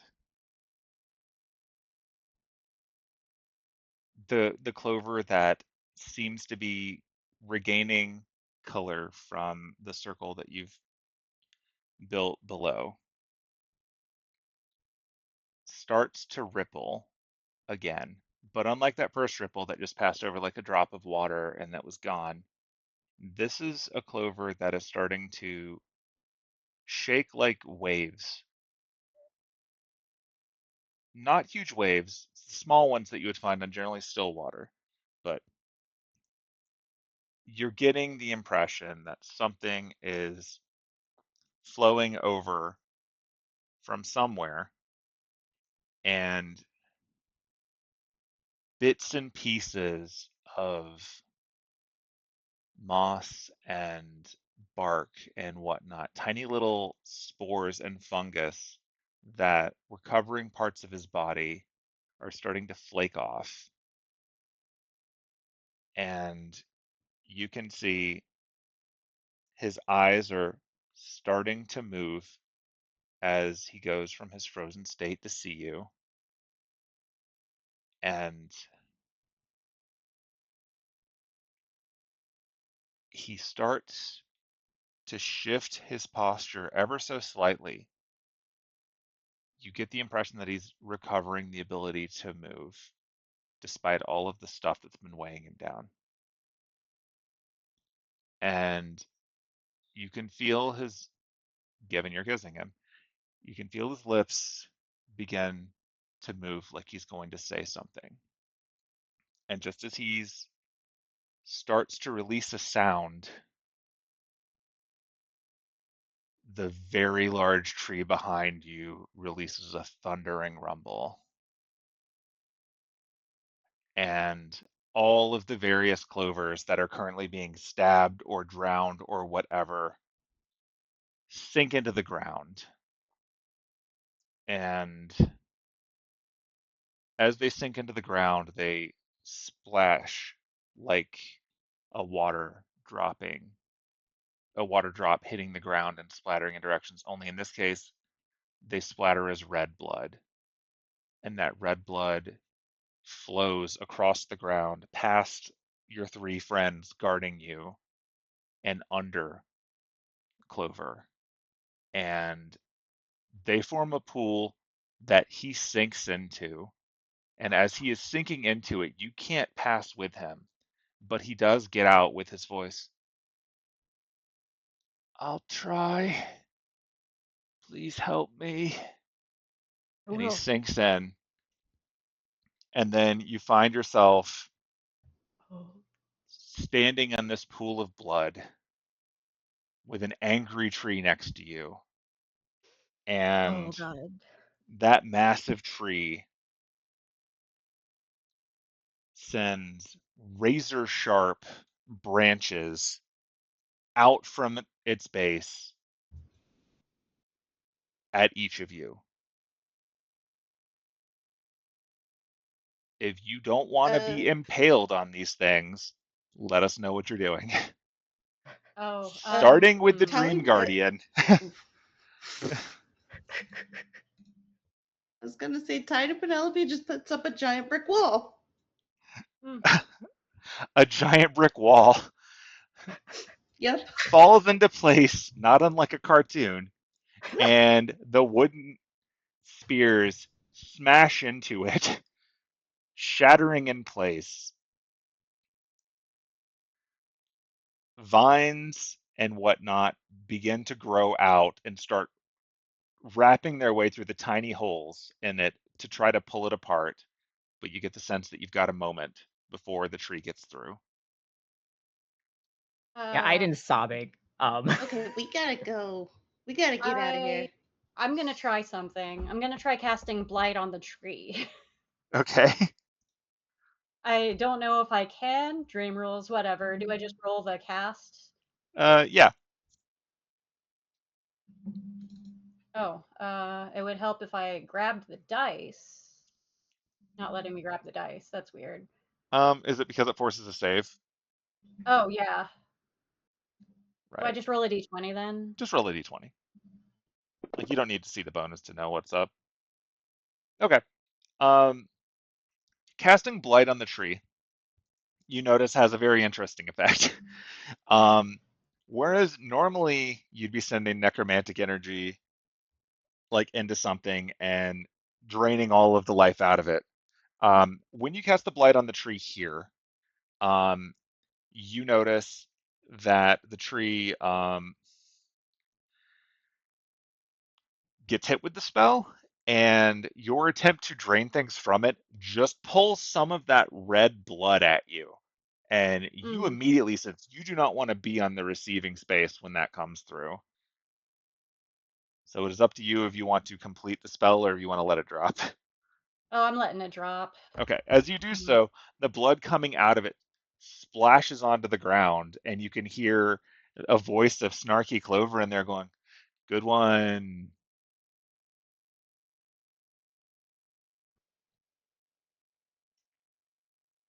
All right. You sure you I don't want to want to try try the something fire else. sword? I want to try something else, but I don't want to be the only one doing things. Sure. I mean, he's sobbing, and is Mini V or Mini Penelope gonna try and take us out, or is she gonna let us hit one shotty and then be like, let's fucking go?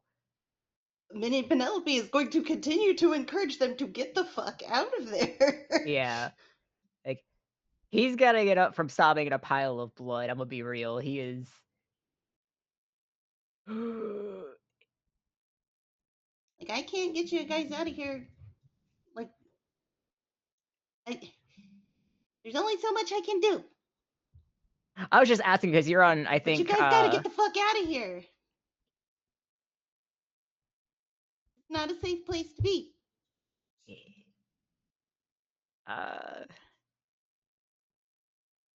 he's gonna get close to Anise and the group where the wall is. Okay. So Mini Penelope doesn't do like I get the fuck us out of here, or is that gonna be like Lucretia on her side? Mini I Penelope is don't not know. going to wake you up. She's just here to keep you safe while you're here. Okay. Yeah, we've got to either wake Alert ourselves them. up or She's like, I'm a dream guardian, not a dream taxi service. I've got something I want to do as my parting shot, but You I'll need save it Honestly, for when we're parting gifts. leaving. you need Tiny Diana to get the dream taxi service. Damn. Jeez. Um. All right, what you trying to do? My parting shot would be Moonbeam. Okay. Yeah. So down here, you create a moonbeam, and the I don't even need moonbeam. to roll. Okay.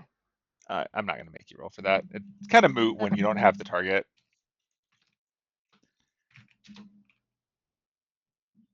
But yeah, so you create a shiny silver light that in this black and white world is actually harder to see. Um, but when you send the moonbeam across, the moonbeam strikes into the tree, and where it does, um, you notice that the tree actually gets harder and less flexible. It where it was writhing around before, it seems to grow still in the presence of the moonbeam. At least in that part, the part covered by it, like the radius of it, it can't seem to move there. It also Coming doesn't for you, like it, bitch. but Prepare yourself. We're coming for you, bitch. We're gonna take you down. oh no. Looking forward Okay, to how do it. we leave? And so, um, Many Penelope, you know with your dream senses that a bunch of tree branches are about to poke out of the ground under the lot of you, and you have enough time to try one thing to stop it. Okay, she is. Hmm. Is it a comically large Okay. anvil? No. She is going to make a giant boat made out of metal and scoop everybody up into it, and then kind of like levitate the boat up in the air. Okay, so Tiny Penelope creates a copy of the party boat that you take back and forth to Residuum, and in doing so, scoops the lot of you up, and it lifts you into the air, and Tiny Penelope, standing on top of the wheel used to pilot this, is running back and forth to the left and the right to steer this thing, forcing it to spin under her. And sailing this boat through the sky, you see that you're definitely floating over the forest, the blood red or it's sometimes drained white forest. And giant branches are flying out left and right. Leaves are flying through the air. You're going through a full like military barrage of this stuff. And so what I'm going to ask is that everyone who isn't Tiny Penelope, who is present, um, give me a wisdom saving throw. It'll be just a second for Artie. Sure. Wisdom, wisdom. Oh, that's on this tab. Saving throw. Okay. Oh, That's a good one. that was almost a 1. Whew. Damn. Okay, so Derek got a 20 and Freddie got an 18. Woo. You guys rolling big. Oh, we're all rolling these rolls. Yeah, everybody. Yeah. Everybody on the Oh, boat. oh God. Everyone except Penelope. Wisdom saving throw. Wisdom saving throw. Yeah. Oh, don't forget to add your D4, Anise. I don't need it. Okay. I rolled a 20. 13. Okay. Um, Am I with? But am I near? I'm near Freddie, right? Do I get a bonus because he's a paladin? um, yes, you do. You Oh, get the thank God. bonus to that. I mean, unless I need to roll that 4. No, you don't. Like you're fine. Okay, I didn't think so. Yeah, pretty much the only person who's actually in danger based on these rolls was Aidin. Aidin Yeah. is close enough to Freddie to get the bonus because even though you're in a dream, still a paladin. Um, Yeah. Good news. None of you are possessed by Anash. Woo! Yeah, that was the roll you just made to see if you were possessed by Happy. Anash. No, the boat successfully gets you out of there, flying you across Dream's End, at least a dream version of it. As you get further and further away from the baseline place that Clover was at within this, things get much blurrier, much more abstract. You kind of end up in that weird screensaver world from 2001: A Space Odyssey. And as you're moving further and further away in the boat, with things flying behind you, you can see ahead of you there's a giant church, and it's the Church of the Holy Grail. And you know that as long as you make it into that church, you will make it to Lucretia and Laeticia, and you will wake up. And because you all rolled so well, I'm not making you roll a second time.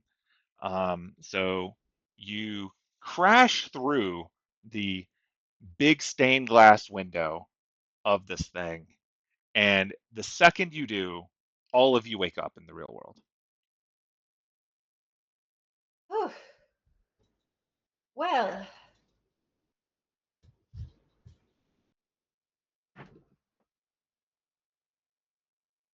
Yeah, Aidin's that got tears down his face. that was a lot. Uh, gonna like go over to Aidin and start to hug him and see if he wants to be hugged or not. I think he just kind of crumbles into your arms at this point, Oh, and he's just like, "He's my son, Anise." like the one in the sky, not like not one of the blights, but like sun, son, like your name, And Suncatcher. yeah, that's what you're picking up is like, oh, it's kind of following that last name. He just nods in your arms. Aiden, One of the No. 24 plus the other ones Oh that he's boy. got, you know? Oh, so Aiden, you notice that the statue of Clover has a little bit of moss growing under one of its eyes that Oh, wasn't there before. oh no. Um, he's an emotional wreck right now. Don't mind him. if only Penelope was here and she could cast calm emotions. We know that never Okay, big works. guy. It's okay, big guy. Look, this is good though. He's still in there. I think that's what happened. I was too busy stabbing the Eyenoshes to really pay attention, but it's whatever you did really made the big tree angry. Um, he's very quiet and he's just like, I kissed him. And I don't know what to say to that. So, he's just like face first into the water, like not sure what to do with himself. Uh, Derek pats Tries into the face water. first in the water, Aiden on the shoulder. Bro, get up here. Bro, Lifts his face up. Yeah. he holds up a fist bump, bro. He like fist bumps very gently to him back. He gives you the gentle fist bump. He's like, look, you you were real in there. You told him how you felt. You got through, and all in all, that was a success. Like you did it. You confirmed that he's there. You know he's inside, and now all we got to do is go kill a super tree. Yeah. Oh yeah, we're gonna I need you. Yeah, you're great at punching and kicking. I'm gonna join you in that. Also, we know that he hates these, and he holds up the chain. Yeah. oh, and he didn't like my moonbeam either. So we got stuff. At least we Didn't got seem too Clover's fond of understanding of stuff. keys either. So radiant energy as always with that apostle seems to be the way to go.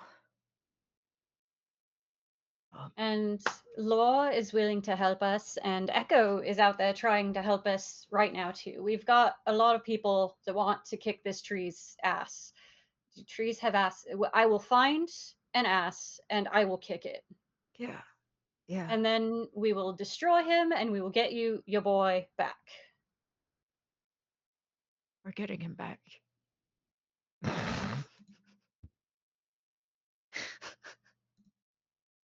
He's just kind of like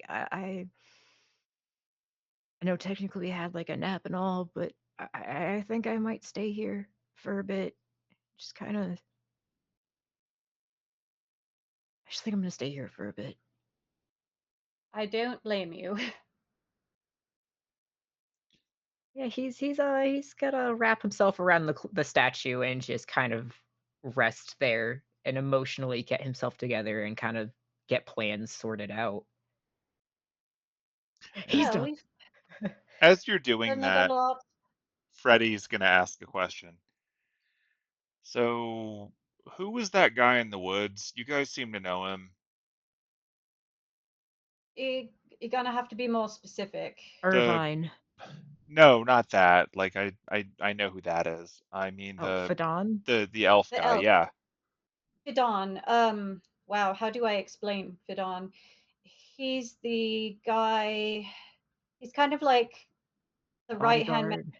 for Lovisa, and I've known him since I was a kid.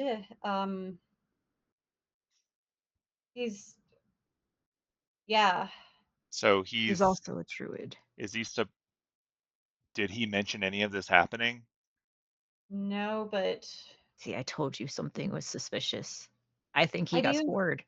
Well, yes, but I don't know why he would have said anything to me about it. I've only seen him a couple times recently. Once But he knows was about the Einosh situation. He saw Clover. He he was did, there when the trees attacked. yeah, He was there.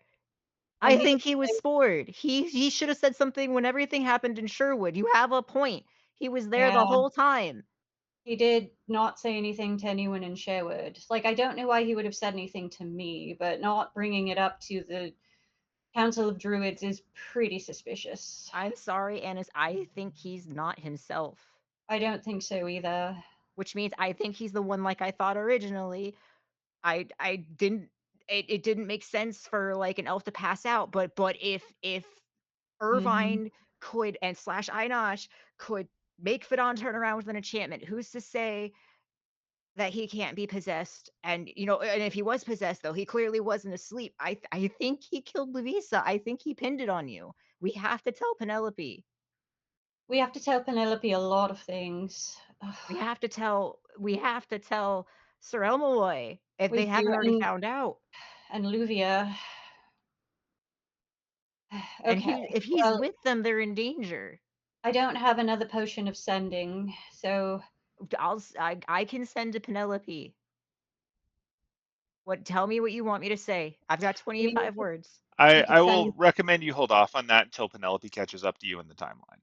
yeah, That's Just fair. but we send will note straight. when we get there.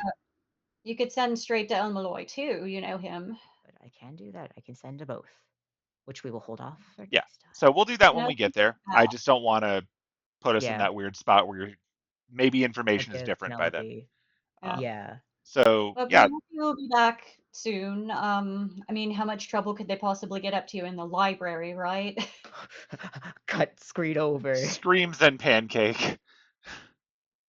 Yeah. Oh, that is Scream, all the "Help!" pancakes. Mishka punching. Why does food hate us so much? Hey, you got attacked by soup that one time, right? That was weird. Must have been Never weird gets for you. better. So yeah, Ishka, you weren't even there. Yeah, but you told me about it, and it was it's weird. true. I never shut up about it. It's one of my things now. You just hope we don't get covered in syrup. Like that one time where the molasses flooded the whole town and drowned a bunch of people. That was Jesus It's Christ. okay, Johnny. That's why we're going to therapy. Yeah, that's it. That's why. She's But trying to yeah, take a drink. we'll pick up with that one next time. So for now, we did it. You got some information. I am going to try to So much use more the fun. upcoming holiday weekend to maybe get some time to post all these things because I imagine you're going to want to do some replays for some of that. So we'll try to catch up, and then next time we will pick up in the library, and also we'll Library. pick up with Diana because Diana Yeah. also She has just things going perpetually on. suffered. She's just Yeah. been stuck on the side for a little bit. So we'll be back So next she time. gotta But take her time. thank you for listening. I hope you enjoyed your info dump. I hope Aidin is sufficiently traumatized, and Oh, we he will is. pick up for later. Oh, good. Good night, the internet. Good night, internet. Woo!